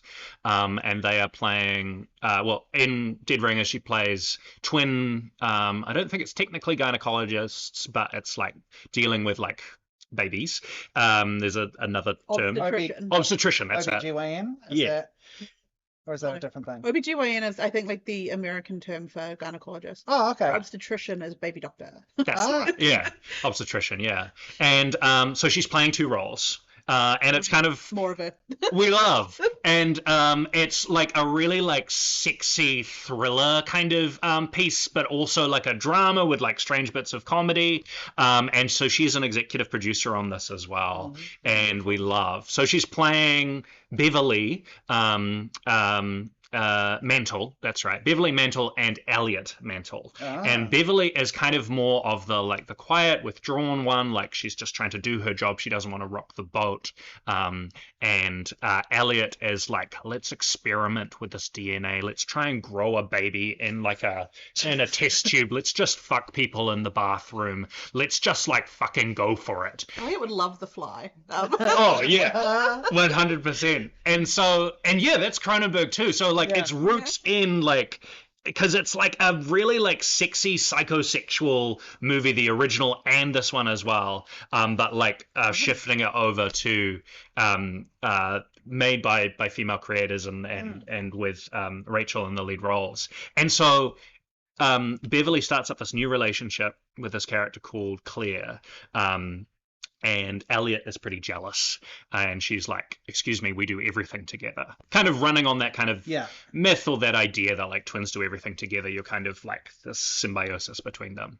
And but in terms of the hotter kind of character, like Elliot, even though she's an absolute goddamn mess, and I do not authorize like support anything that she does in the piece, just like so fucking hot. Like she is sick hotness where you're like, oh my god, truly, like they would ruin your life. Yeah, that level of you'd let them. Yeah. And these characters, like whenever they want to like date someone, they do this horrendous thing where they're like, okay, let's swap, and you can be Beverly and I'll be Elliot, and like they swap, and they're dating patients as well, which they shouldn't. She's like so unethical. Ticking off the list, truly, of, like violations. Yeah, and like her Elliot's like moment where she like woos Claire is like just so like hot. Like it's and it's everything about it is like throughout the miniseries as well, totally wrong, and they get into bed with these people that the family that caused the opioid crisis, and like they're like they're like dealing the opioid crisis. I know. They're dealing. Yeah, I know. You just have one meeting with the family that caused the opioid crisis. Next thing you're in bed. Yeah, and and then they're dealing with their like uber rich and like the moral kind of responsibilities versus like the cutting edge like screw humanity. It's like a really interesting watch. It's by a British creator called I think it's Alice Birch. But yes, it's really cool, and I really had a blast with it. It's about 6 episodes long, and I just thought it was just like a total kind of slam dunk. So absolutely check it out, and it's fun. Also, it's cool to like just I think talent is really sexy. Yeah. And so like seeing her doing like there's many like scenes. They live in an apartment with an elevator, and you've got the shot of the two of them standing next to each other and interacting with each other and talking to each other. And one, like, again, similar to adolescence, the technical skill of putting this on, of having dual performances, and then you always know who's Beverly and who's Elliot, and that is so cool. Like, they do also signal hair up, hair down as well to help you, but like the performances throughout are like immaculate, and that's super cool. I think I've talked about it on here before. Like, there's something about proficiency, and I don't want to say competency, because just being like somebody that's competent is hot is kind of a, bar's quite low. But like proficiency, somebody that's like a really good actor. Like, it's sexy to know that somebody is just like really good at their honed-in skill. That was definitely a big part of Cate Blanchett, right? Yeah. Is that just she's incredibly talented, and it's just anything that she does, you can see the amount of talent and care and effort that has gone in, and you're like, 100%.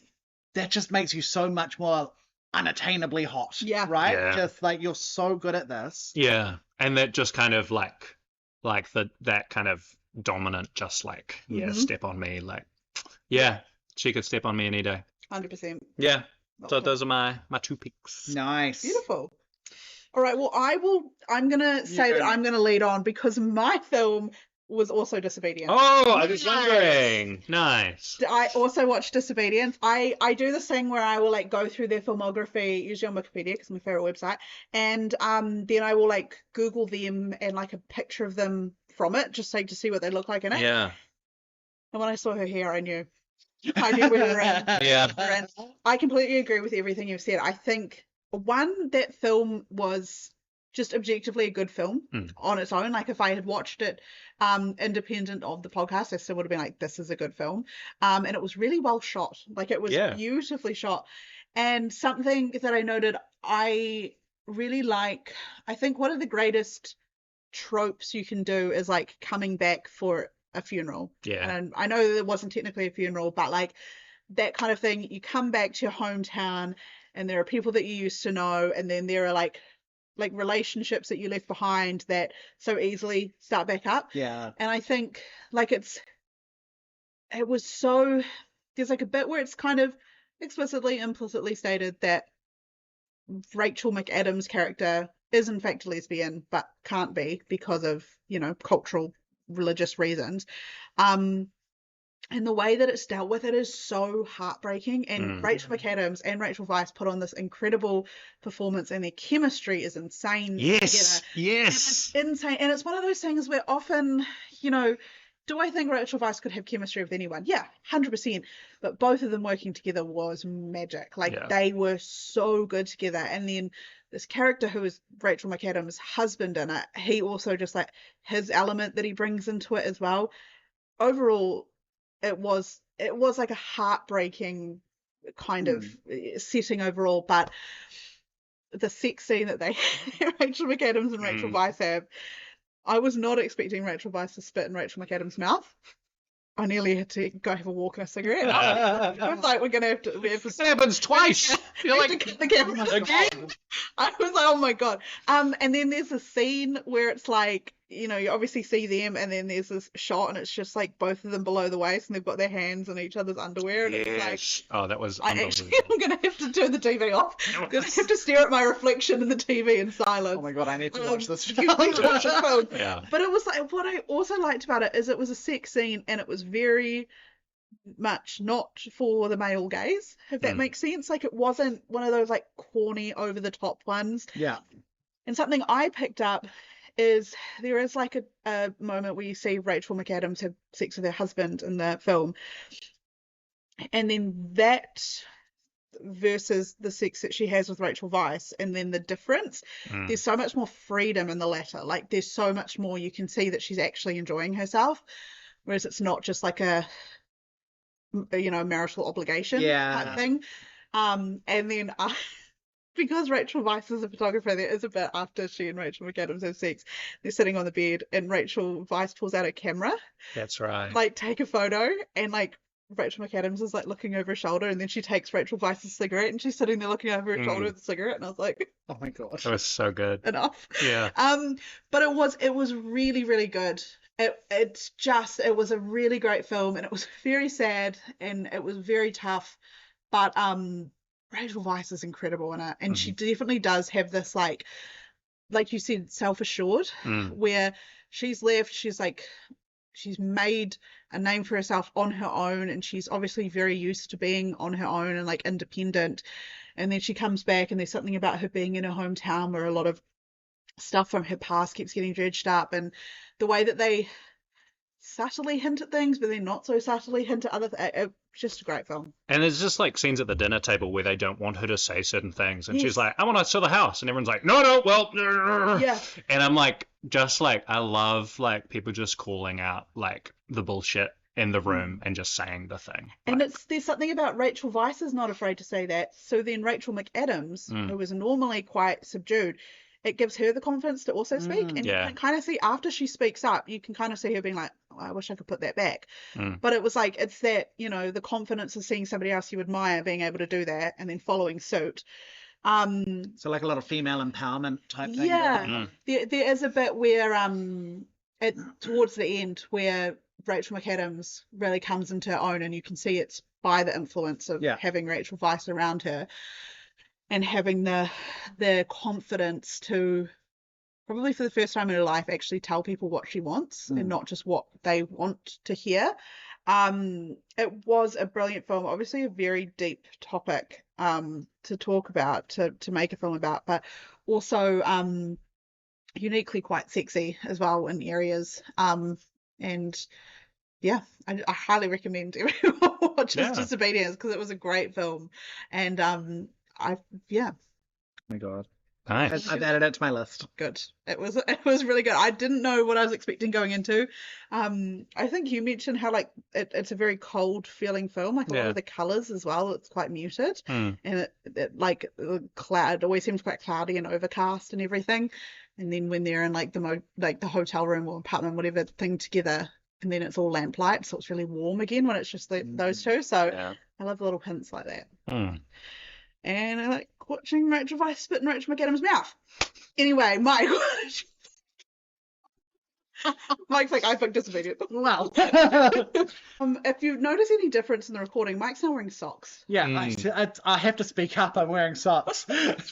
My feet got very cold. So my film, I feel like now that you guys have talked about this absolutely bonkers sounding sex fest of Disobedience, mine's gonna be real tame. But I picked The Mummy. Yeah. Like, I feel like that's what if one of us hadn't picked The Mummy, it would have been great disappointment. That's what I felt too. Yeah. I feel like it is the obvious choice. Yeah. To be honest, I was tossing up.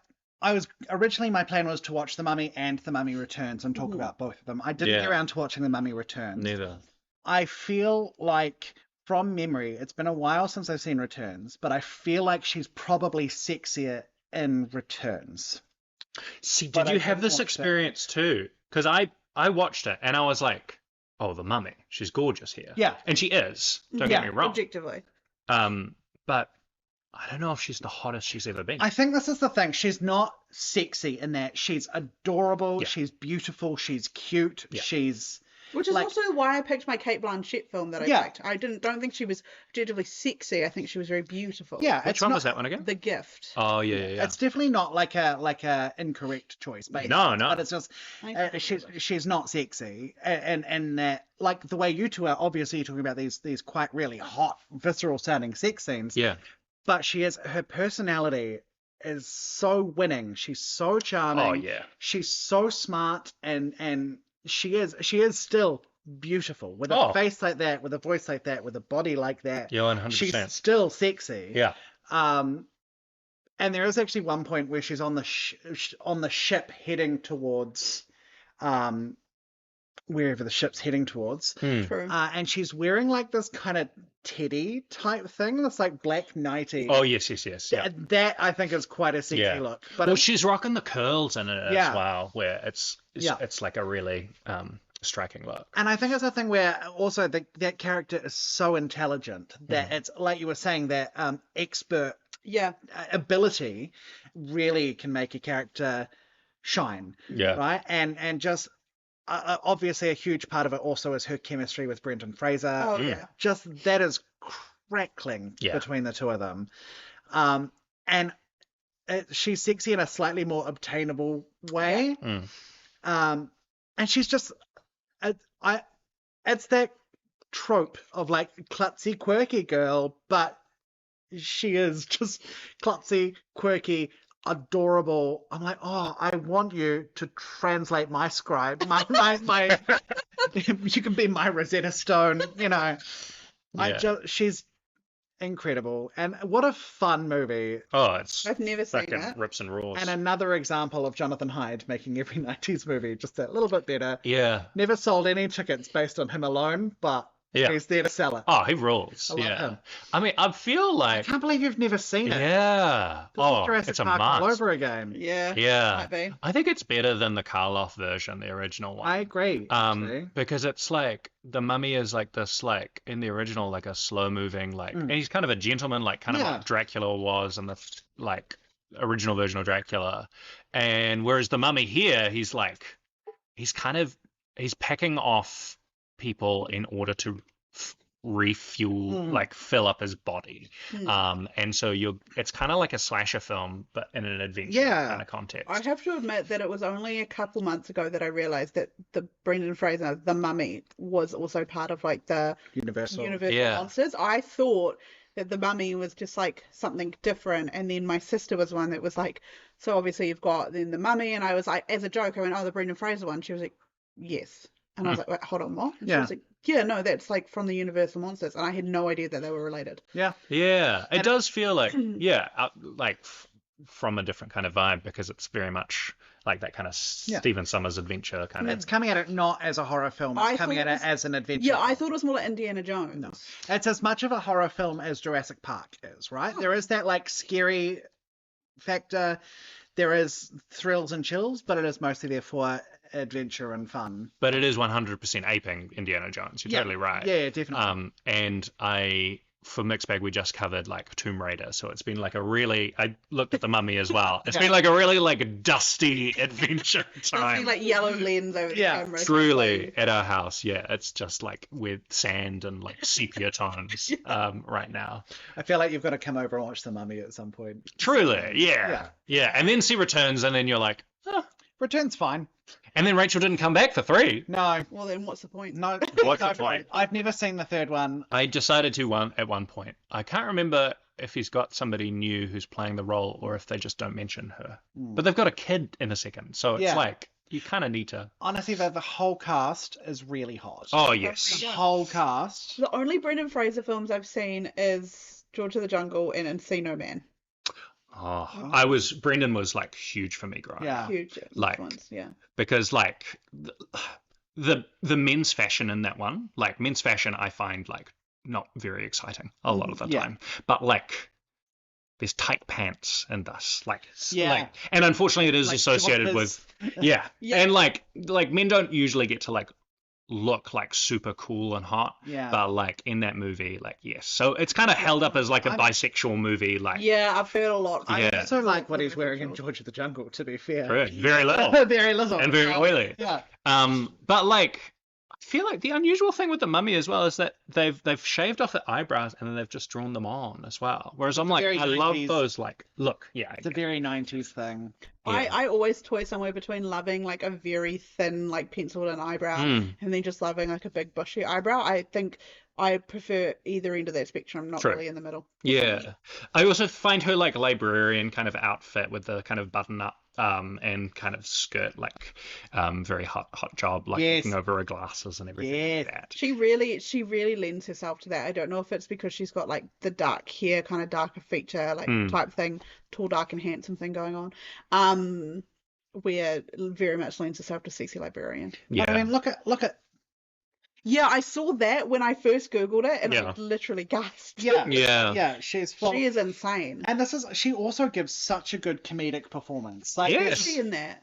She's in her 20s. Yeah, because she had done some movies, but this was like a big breakout. But there's one scene where, like, at the very start, she's putting books away, and she's on the top of a very high ladder in the middle of between two bookshelves, and so she's like putting all these S books on the shelf, and she's like, yes, Seth, Sorbet, and then she sees one beginning with T, and she's like, what are you doing there? It's very cute, and then she turns over and tries to put it on the shelf behind her, and the ladder ends up vertical with her on top, like she's on a pair of stilts, and it is so funny. And she knocks them over like in a huge domino kind of sequence. She's so perfect. And she's just incredible. She's very underrated as a comedic performer. There's an honorable mention that I have as well, that it's just like she's the entire like comedic center of that. She can do it all. Movie. Yeah. So she's really fun. She can do comedy, she can do adventure, she can do drama, she can do So honorable mentions. Jamie, what are your honorable mentions? Yeah, so I watched The Mummy as well, and I found it to be a rip-roaring adventure. But yes, I was like, she's beautiful hair with the curls. Just similar kind of thoughts of what you came across. But I feel like I realized that like where she really comes alive for me in terms of like, one, having a bit more agency over her work and kind of. She is doing a lot of, oh my goodness, damsel in distress kind of stuff, more so than I remembered. And I'm like, okay, she can still play that, but it is very much like the boys are going to come on in and save the day. And when she does figure something out, it's like, oh, look, the girl figured it out.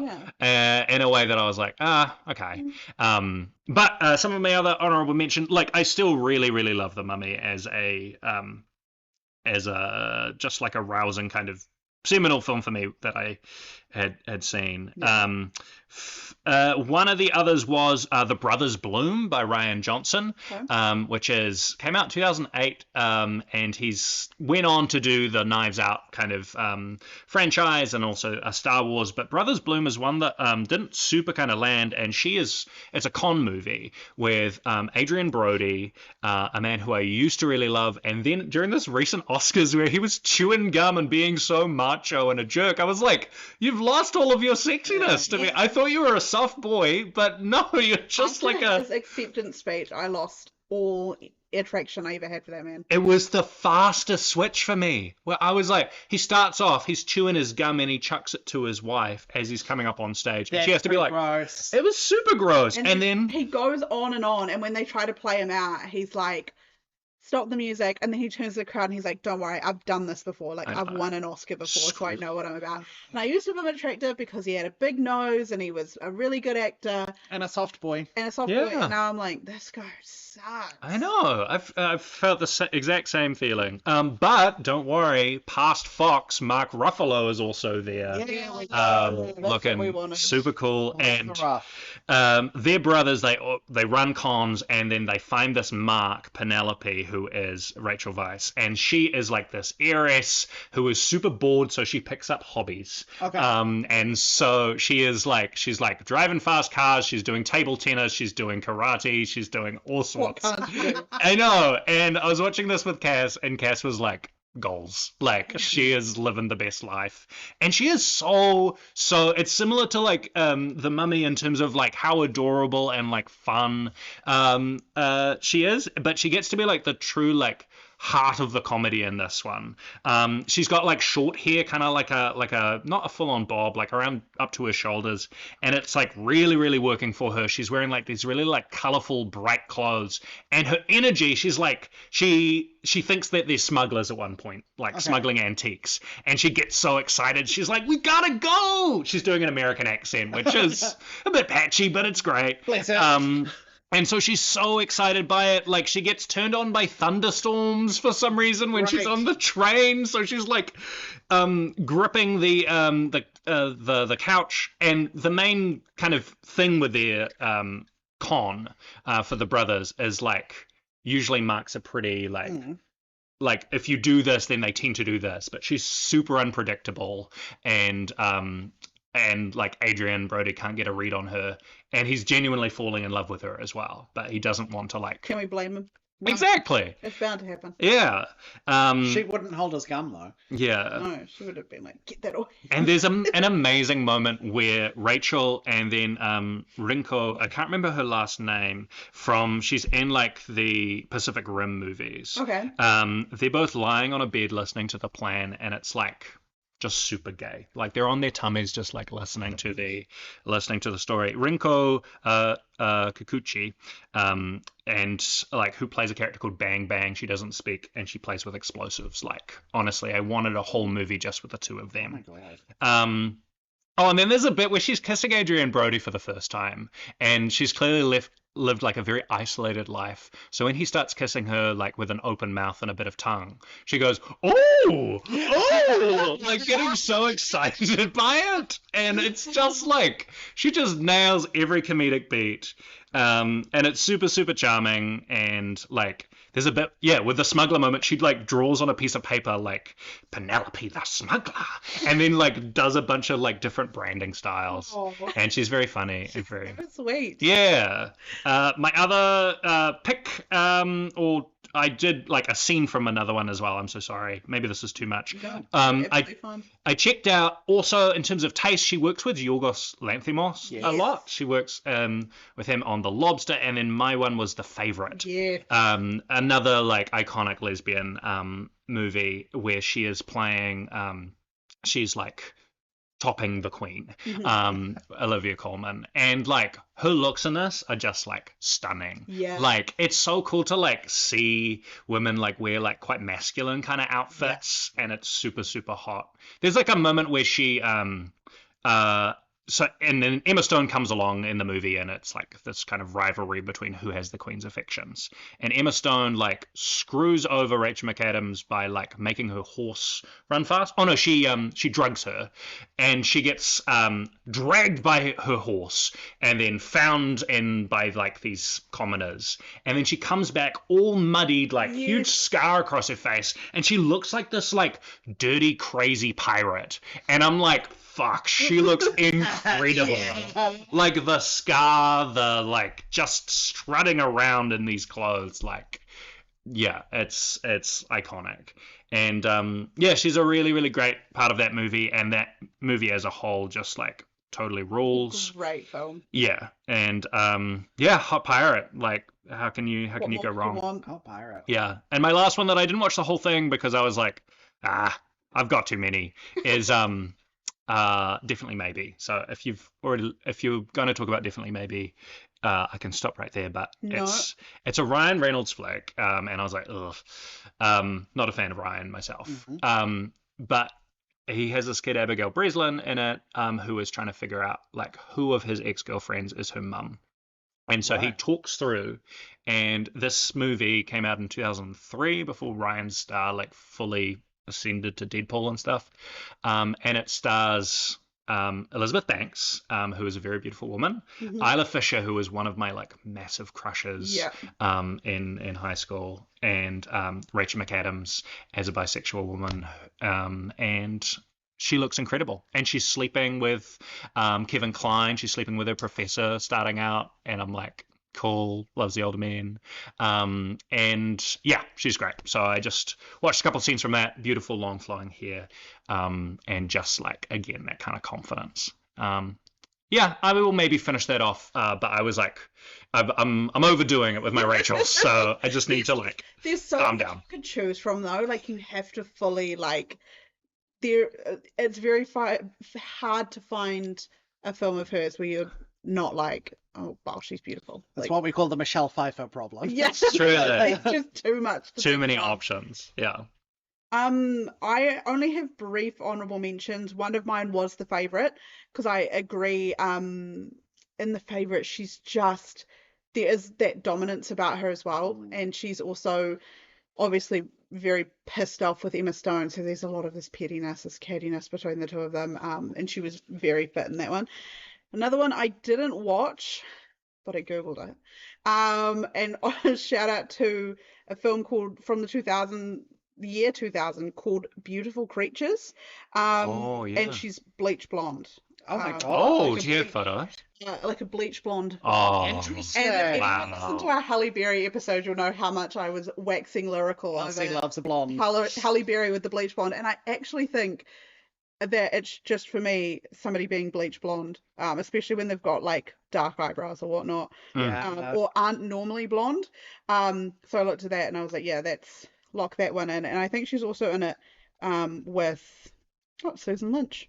So yeah, that was my other shout. Nice. Bleach blonde hair. Like, one of my dreams was to dye my hair, and I have not done it yet. And I'm like wondering which color. And in high school, I was like, bleach blonde, and everyone was like, please don't. Please don't. Like, but like in the future, I don't know if I want to sleep with Rachel McAdams. Sorry. Jeez, what am I talking about? Rachel Weisz or be Rachel Weisz, but like either or, it's like Both. One or the other. Why not? Why not? Yeah. We can dream. My honorable mentions are, I didn't have a huge amount. I have The Mummy Returns, obviously, because I think she is incredible in that. I also have About a Boy. Oh, yeah, yes. I saw she was in that. I forgot. Yeah, so she's she plays the character called Rachel, who is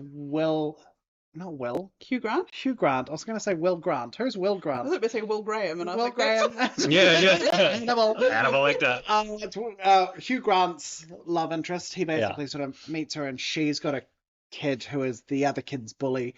But she's so warm in that, and there's just that's the Nigella version for me. She's just got that warmth and that kindness, and I'm just like, I feel like I would be safe with her. Yeah. I feel like she would push me to be a better person. It's one of those. So that's one of them. It was definitely one of the ones I looked at. And definitely now I remember nothing about this film but Constantine. She was in Constantine. Yeah, and that one she keeps is coming up. I know, a me bit too. of a badass in that, and she's pretty sexy in that. Yeah, well, they said that she's like covered, like it's raining half the time in the film, so Yeah. we love. Is she an rain, angel is or it? something, or have I just assumed that she's an angel because she's No, Rachel I think Weisz? like the person that really steals that movie for me is Tilda Tilda Swinton's Swinton, like yeah. non-binary like Gabriel look at the end. Yes. You're like, holy fuck! Like I think that's the hottest Tilda's ever looked. Yes. But yeah, I'd need to rewatch it. I was considering it. I think she's like the main kind of love interest for Keanu. Yeah. And the last one I had was The Fountain, Yeah. because again she's with Hugh Jackman in that, and their chemistry is also quite good. Well, I was obsessed with that one when I was growing up, and she dated was married to Darren Aronofsky, the director, Yeah. and they have a kid together and stuff. Do you know? Oh, sorry. We'll go. Is it safe for Fox Facts, or is this? Oh, maybe it is a Fox fact. Well, we're pretty much into Fox Facts already, so this could be a good transition into Fox Facts. Yeah. Okay, Fox Facts. I Go. mean, yeah. I mean, I was. Well, the Fountain, they have this beautiful, like, well, kind of intense sex scene, Yeah. in the bath. But the Fox fact I had was, Cass came across this. She's been very helpful in terms of research as well. I haven't been able to find the exact quote, but she said she was talking about being married to Daniel Craig, and so she said, like, I've never felt like love, or like I've never felt like that amount of like passion before in a person. And I'm like, shade to Darren Aronofsky, who she has had a kid with, but like Darren seems like a very serious, like, broody guy. Yeah. Which growing up I was like, oh my gosh, cool movies. And now I'm like, kind of seems like a little bit like intense and a bit of a dick.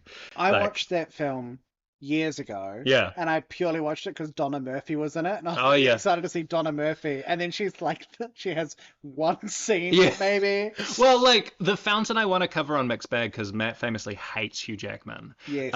And I used to be obsessed with it, and now I don't know if it's any good. Like, it's like Hugh Jackman trying to find like the quest for eternal life because Yeah. Rachel McAdams is dying of cancer. And there's 3 timelines in it, and it's all very adventurous and epic and like a beautiful score. But I'm like, is it any good? Yeah. Don't know. Gotta have a rewatch sometime. I also, this is not a Fox fact at all. This is just me putting it out into the universe. I'm manifesting.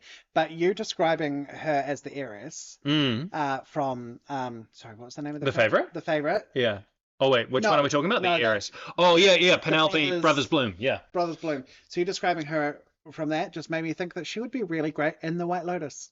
Yes. She definitely would be. Yeah. After watching The White Lotus, I have like started, if I had to do my own season of White Lotus, I've like made a note in my phone because I've started making a White Lotus Your dream season of my cast. own. Yeah. Oh. My ultimate pick for White Lotus that I think would be incredible is if Jennifer Tilly came in playing Jennifer Coolidge's sister.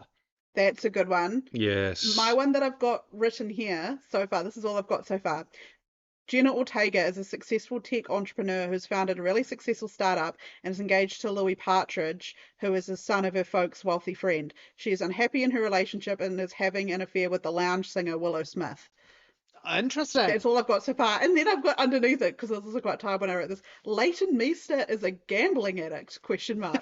So I mean like as a character, I'm not starting speculation. Wait, It's so not. this is so you've written out your own White Lotus. This is my idea for a White Lotus Oh season. my gosh, that's so cool. Note on my phone. It's going nowhere, but I'm like, every time I've been watching it, I'm like, it's set in Greece and they're Yes. going to punch each other in the face. Are you gonna have Just it here, yeah. any characters returning from previous seasons? Do you I think? probably will. I just don't know which ones yet. Yeah. Probably going to be Jennifer Coolidge's fuck ass husband. knowing the way that it's going.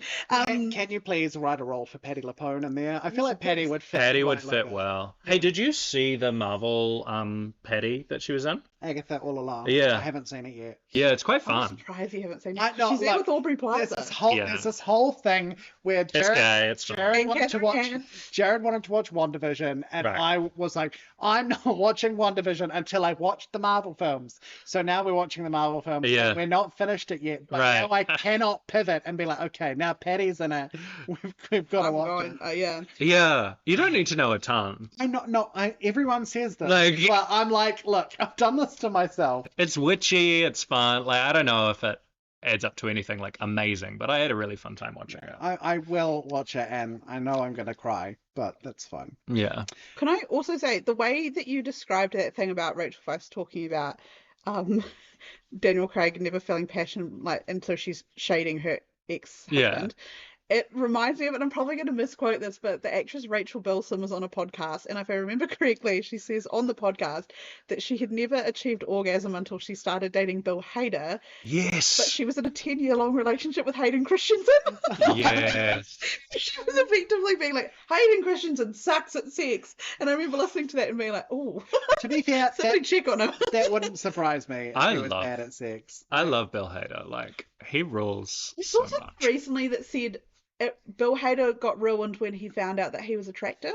Like, apparently, like, after he found out that he was attractive. But I don't believe that. I think No. it's getting better and better. I really like Bill Hader. I think Barry is an amazing TV show. Incredible TV series. He's I so think. good. I also love that he and, as far as I know, Ali Wong are still together. Like, Oh, cool. two of the funniest comedians. Yeah, I saw the Skeleton Twins with Oh. him and Kristen Wiig. That's a great film and surprisingly sad. Yeah, Like, to have such powerful comedic actors in it and for it to be as sad as it is. yeah. One time I was in New York and someone thought I was Bill Hader, and I took it as the best compliment. It's Goblin. I was like, Yeah. yeah. And I used to wear this like blue jersey that was exactly like, there's an image that you can find online that looks like the exact same.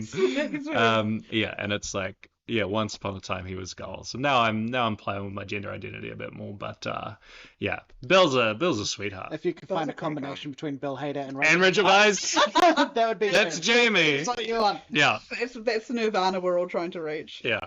Should we do Fox Facts now? Yes. So I've got one here, which Yeah. I found really interesting. Loves heavy metal music and often goes to rock concerts. That's hot. I just love people Yeah. that you're like, they have an interest that is surprising. Yes, I love that. Yeah, She has a tattoo of a ladder on her hip. I would climb that. I'd climb that. Oh, Jesus Christ. Drives an old black Jaguar 4.2 Sovereign with pepper pot wheels. Do I know what the fuck that means? Don't know what that No. But I want to see it. Her part in Aragon 2006 made her one of the first actresses in history to have a leading role as a dragon. Oh, she plays the dragon? Apparently. I was about to ask, like, who does she play? I read those books back when I was a kid. Oh, Oh, Jesus. funny. She was in consideration for the role of Selena Kyle, Catwoman in The Dark Knight Rises, but Anne Hathaway was cast instead. Oh no, I was Rachel Oh. Weisz. No. Mm.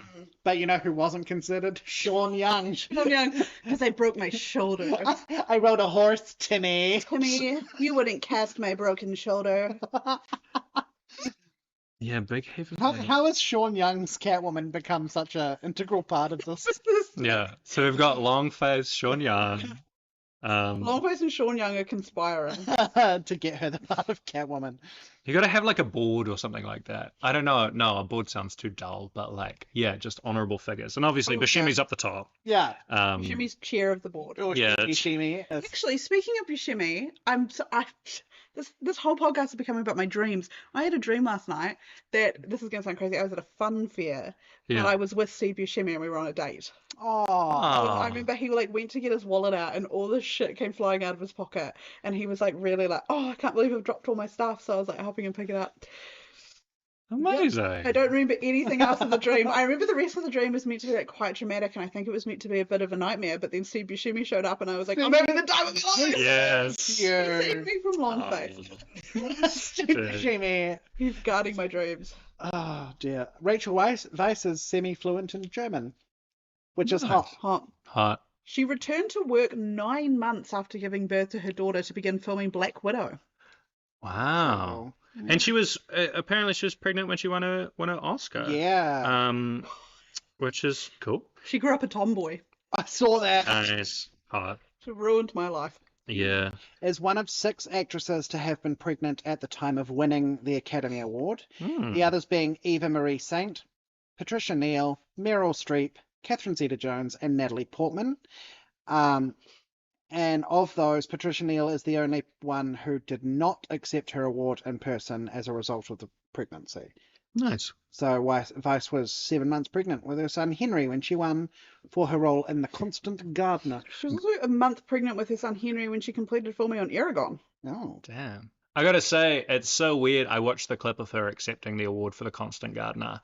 And, yeah, there's celebrities in there that you're like, oh no. Nice. Yeah. I mean, it's really a time capsule for that time of year. Of Yeah. terrible people. Yes. I mean, it's a breeding ground for those guys, isn't it? Truly. Those Academy Awards. Yeah, and Yeah. I was like debating watching The Constant Gardener, but it's like she's playing like she goes to Africa and she's this very confident woman that then goes missing, and then Rafe finds her husband has to like find her. But it is kind of like a beautiful, oh, my beautiful dead wife kind of film, where you're getting flashbacks and she's very vivacious and stuff. But I'm really glad that she was able to kind of get out of that kind of lane, because it's like where Hollywood kind of puts She like definitely was pigeonholed to be, like you said earlier, the dead wife. yeah, and you're like, if you're beautiful and you sound very lovely, then they're just going to be like, cool, let's put you as an object of to be idolized instead of a real character. And gay women started buying all the movie tickets. Exactly. Here we are. Yeah. Here Luxury. We're better for it. Yeah.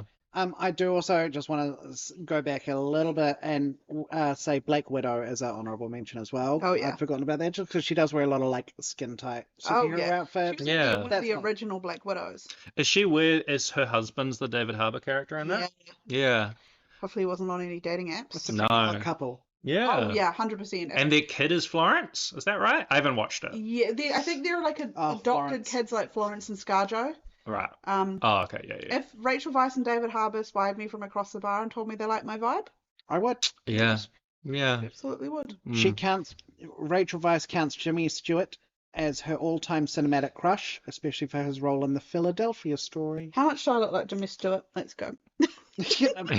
What plastic surgery There's do I need there's to look an like impression. Jimmy Stewart? Can you do a Jimmy Stewart? Oh, gee. Oh no, wait, no. He's higher, eh? Oh, gee. Oh, I'll get the moon down for you. Oh, yeah. I'll rope around the moon. It's It's close. getting there. It's not quite a. Anyway, That the material is there. I mean, Yeah. it's, But it's not quite. Yeah. yeah. we should probably do our Punnett Square. Punnett Square. Oh yes. If people are unfamiliar with it, along our x-axis we have knows what sex is, doesn't know what sex is, and along our y-axis we have fucks, doesn't fuck. And even if we see them fuck in the film, that does not necessarily mean they fuck. Fucking is a lifestyle, and it's more about, do they give fucking energy? Yeah. Yeah. So, Jamie, Yes. for your 2 films, Yeah. Okay. is she fucking? I think And just that's not what it is. yeah. I think. Have you ever had that where someone does fuck but they don't know what sex is? Yeah, that would be. It would happen. I don't know if Yeah. I've had it yet. Like, it would have to be a real himbo character. Yeah. Yeah. Just like I'm fucking. George of the Jungle. Oh, yeah, 100%. absolutely. Yeah. Yeah. Perfect. Okay, in Disobedience, I think that she knows what it is and she is fucking because she knows it so well that she's spitting in mouths. Like, I mean, She's been there. it's She's a new been level of kink that is Yeah. there. You don't just pull that one out of the bag your No, first that's time. not. First time at the rodeo. Yeah. And then for Dead Ringers, I would say, because there's 2 roles, Yeah. I might say that Elliot knows what sex is and she does have sex. Beverly, the milder of the 2, I think like she knows what sex is, but is just starting to have. Oh, she hasn't had sex yet, but her love interest is going to be an awakening for her. But yeah, that's the difference between the 2. Nice. Yeah. I completely agree. I think Ronit or Ronnie from Disobedience That's right. is fucking Mm. 100%. Knows what sex is. I think because there's also like an interesting part at the start of the film where she just like seeks out just like random Yes. sex in a bar bathroom, and it's very like dirty, and it's like, but you can tell that she's doing it because it's like filling a void, right? Yeah. So yes, and I think the fact that she is spitting in mouths, she's using sex to her advantage. So yeah, she's totally fucking. There's this article called the Rachel Weisz Gay Index where it like Incredible. by Vulture, you should absolutely look it up. Where it like looks at her like gay coded or explicitly gay films, and one of the criteria is like, does she have what is it, like dirty like heterosex in a bathroom and it's unsatisfying, and so therefore like start sleeping with men. And it's like, yes, both in Disobedience and in Dead Ringers that exact situation happens. Maybe that's her calling card. It doesn't happen in The Mummy. No, It does not happen in The Mummy. no, thankfully. Disappointing. How about her in The Mummy, Mike? Is she fucking? She is not fucking, but she does know what it is. I would Okay. say she's well researched. I would She's say read books on she's read it. She's read a lot of books, knows a lot about it in Does her theory. research. Hasn't done it in practice, but I bet she does have a really steamy collection of erotica. She Oh, loves yeah. a lazy She bit. loves a Kama racy Sutra, story. yeah. Yeah. I wonder if that's where you've landed on. I think I totally agree. In The Mummy Returns, does she then know what sex is? I would say so. Yeah. Yeah. I would say. And not just because she's had a kid, but she feels more. I would say she's more empowered, Yeah. and the chemistry is more, and I feel like she's probably taught him a thing or two. Oh yeah. That's what I think. Check out these books. Yeah, Yeah. yeah. Got the fucking Kama Sutra open, page Absolutely. 69. Let's Truly. go. Yeah. Also, just saying, Evie is her name, and that just suits the character so well. cute It's name. the opposite of Owen Wilson as Gary. Yeah. Like, she Perfect, Gary. introduced herself to me and was like, my name's Evie. I'd be like, yeah, it is. Yeah. Absolutely. That's you. Okay, so technically we're at one of arguably the most exciting parts of the podcast. Mm. Who's our next fox, Mike? Well, Nick. I'm so excited. Oh gosh. Oh. I I'm thought, nervous. Why am I nervous? I don't know. I thought it was time to bring a little bit of class and sophistication to this podcast. As if we have saying. I decided to go a little bit of old school. Oh. Paul Newman. Oh. Okay. Wow. He's been on the list for a wee while. Wee wow. So yeah, I wanted to go old school. Mr. Blue Eyes himself. Yeah. Yeah. Wow. Great shout. You got to bring along your Paul Newman. What's it called? Sauce, like Sauces. Yeah. The salad dressing. the salad dressings. Honorary salad dressings. Because that was his thing, Hey, right? what There'd if be a bit of Clancy Brown in that one. yeah. Oh yeah, very Clancy coded. What if his sexiest role was on front of the salad dressing? Truly. Well, you can look at his beautiful face, Oh, his beautiful eyes. Beautiful I man. actually think Oh. it's this one where he's wearing a little sailor outfit. Oh, look at him. That's a heck, He's man. He's so mesmerizing. Yeah. He's the kind of guy you look at and you're like, whew, they don't make men like that anymore. No, exactly. Truly. It's like when I saw that picture of what was it, De Niro? Not De Niro. Yeah, there was one of De Niro. Oh, it was the De recently. Niro one, and I was Yeah. like, Jesus Yeah. Christ. Young Brando. Yes. James Dean. Like, Yes. They fuck. don't make them like that anymore. Yeah. That's It's crazy. the Jaws, eh? Yeah. Like, Mm. lock it in. Excited. Oh, wait, we're excited. going to have to do this next episode in black and white. You won't be able to tell because it's audio only, but I it'll be also- in black and white. I don't think I've actually seen too many Paul Newman films either, Mm. so I'm excited to. The check some more. Education. I think maybe main one I know him from is Cars. Oh, yeah. The voice of Doc Hudson. Do you That know might be his sexiest role. Cars has such a following in the youth of today? Yes. Like everyone, like when I say to students like that I haven't seen Cars, they're like, "What?" Like it's like you haven't seen, I don't know, whatever our equivalent is. Ratatouille, I don't know. I watched it over like New Year's, because it's got the exact same plot as the Michael J. Fox film Doc Hollywood. It's literally the same Ah. plot. Mm. And I watched it because I'd only ever watched it once when it first came out, and I was a kid.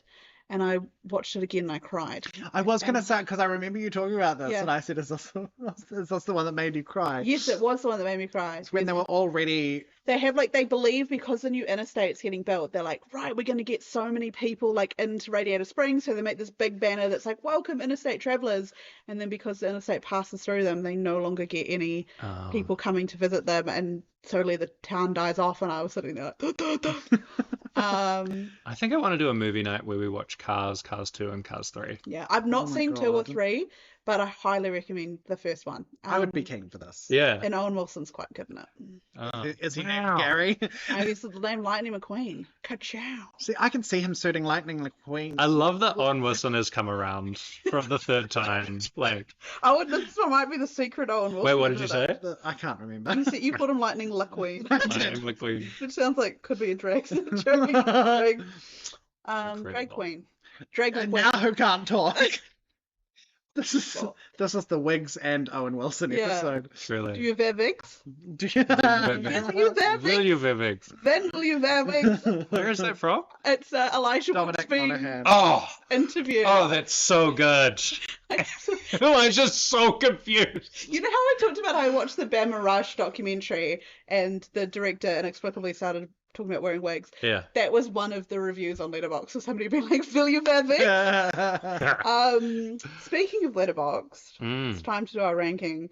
Jamie, what is your Letterboxd and what is your rating of Disobedience? And yeah, I think my Letterboxd. Well, where can we find you? Yeah, you can find me. Yeah, on Letterboxd is good. I'm on Jamie Kane.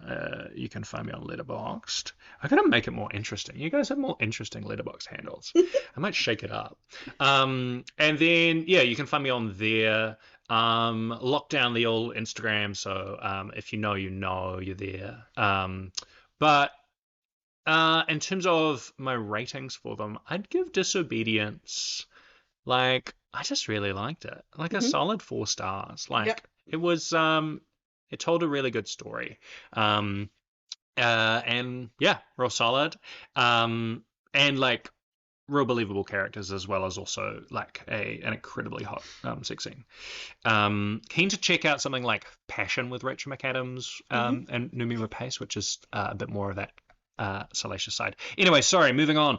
Dead Ringers, I would give, I don't know, I feel like it's a 4.5. I feel like it's nice. just they pulled it all together. I really love the additions to it. I'm keen to revisit the original Cronenberg one, but I feel like they just nailed it. And it's it's just such a blast to kind of see her knock it out of the park, and I'm really keen to see whatever she does next. She's choosing her projects more selectively. They're not the biggest things in the world anymore. Quality over quantity. Exactly. And I'm really stoked for that. So here's for more years of Rachel's picks. Beautiful. Nice. Yeah. And do you have anything that you want to promote at all? Or... Oh yeah. I run a podcast with Cassandra and Matt called Mixed Bag, where we looked at the mixed, muddled, mediocre films of film history. Currently, we're doing an Angelina Jolie series called Joliewood: The Age of Ange. Right. And we've just done Tomb Raider. And it was a epic event. And then next time around, I'll give a sneak peek. We don't usually do that. We are looking at the very contentious Mr. and Mrs. Smith. Very good. Yeah. It's Angelina Jolie at the door. Ring it at the door. It's ringing. Yeah. Mr. and Mrs. Smith, God.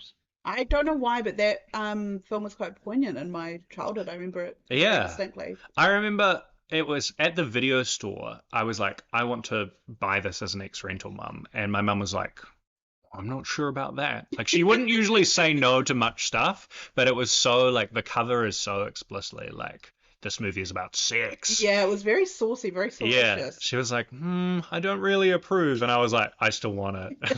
And that's when my rebellious side was born. Thank you, Angelina.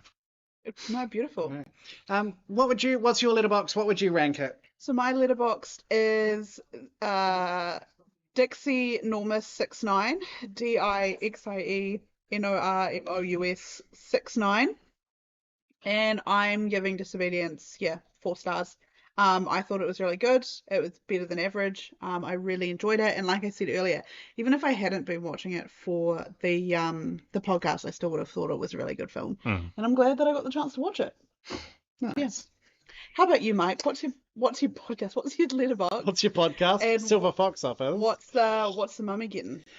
So you can find me on Instagram and on Letterboxd at One Hat Matter. That's OneHatMadder. And I'm giving The Mummy 4 stars. I think Nice. I was tossing up between 4 and 4.5. It is it's one of those films that's very formative, and I love it. It's a classic. 4 stars. It is. It's just so much fun. So goofy. 4 stars. Beautiful. All right. Well, if you want to get us elsewhere, the podcast has an Instagram account. It is at the Silver Fox Office. And we also have an email address, which is thesilverfoxoffice@gmail.com. Let us know your thoughts. Let us know your foxes. If you want to be on the show, let us know. Yeah. Awesome. You never know. And also, of course, we have to ask. Yes. We have our special guest, so we have to ask our question. Jamie, what do you think is the sexiest scene in film or television?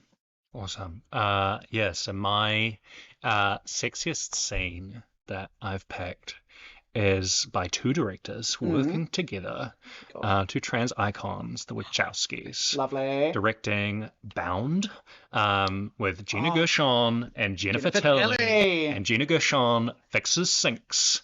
And she comes on in and she fixes Jennifer Tilly's sink. And it is fucking hot. The lesbian energy in that moment, and then they proceed to have sex, and it's incredible. Like, it is just like super, like, you love like wetness in like a sequence, like, you know, and then just Gina is like in like this like tank, just like a white tank top and like pants, and like yeah, it is just, and her haircut is just like perfect, like 90s sex appeal. And then Jennifer Tilly is like busting out of her dress, like, and her voice, like, it's so hot. And I knew it was a hot movie, like, but I didn't expect it to be this hot. God bless the Wachowskis. There's quite a lot of jokes in I can't remember if it's the Chucky series or Seed of Chucky, where Jennifer Tilly plays herself for significant portions. Yeah. There are a lot of jokes about Bound, like things teenage boys always tell me they love Bound. Yeah, truly. And then there's like this amazing crime movie that comes in the second half. So yeah, Bound's incredible. That's Great shout. Yeah. Very good choice. All right. We got to say shout out to our man Steve Buscemi. Love you, Steve. Shout out. Visiting me in my dreams last night. And for Burt Wonderstone. Yeah. For the incredible Burt Wonderstone. Thank you for taking Elsie to the fair. I assume my invite's coming. Yeah. It was private. All right. Well, thank you very much, Jamie, for being here. Thank you. I've had a blast. Pleasure to have you. Thank you so much. Rachel Weisz with us. Yeah. And I guess we'll see everyone next time. See you next time for Paul Newman. Paul Newman time. If I can find the mouse, that'd be sick. All right. Steve. Matawa.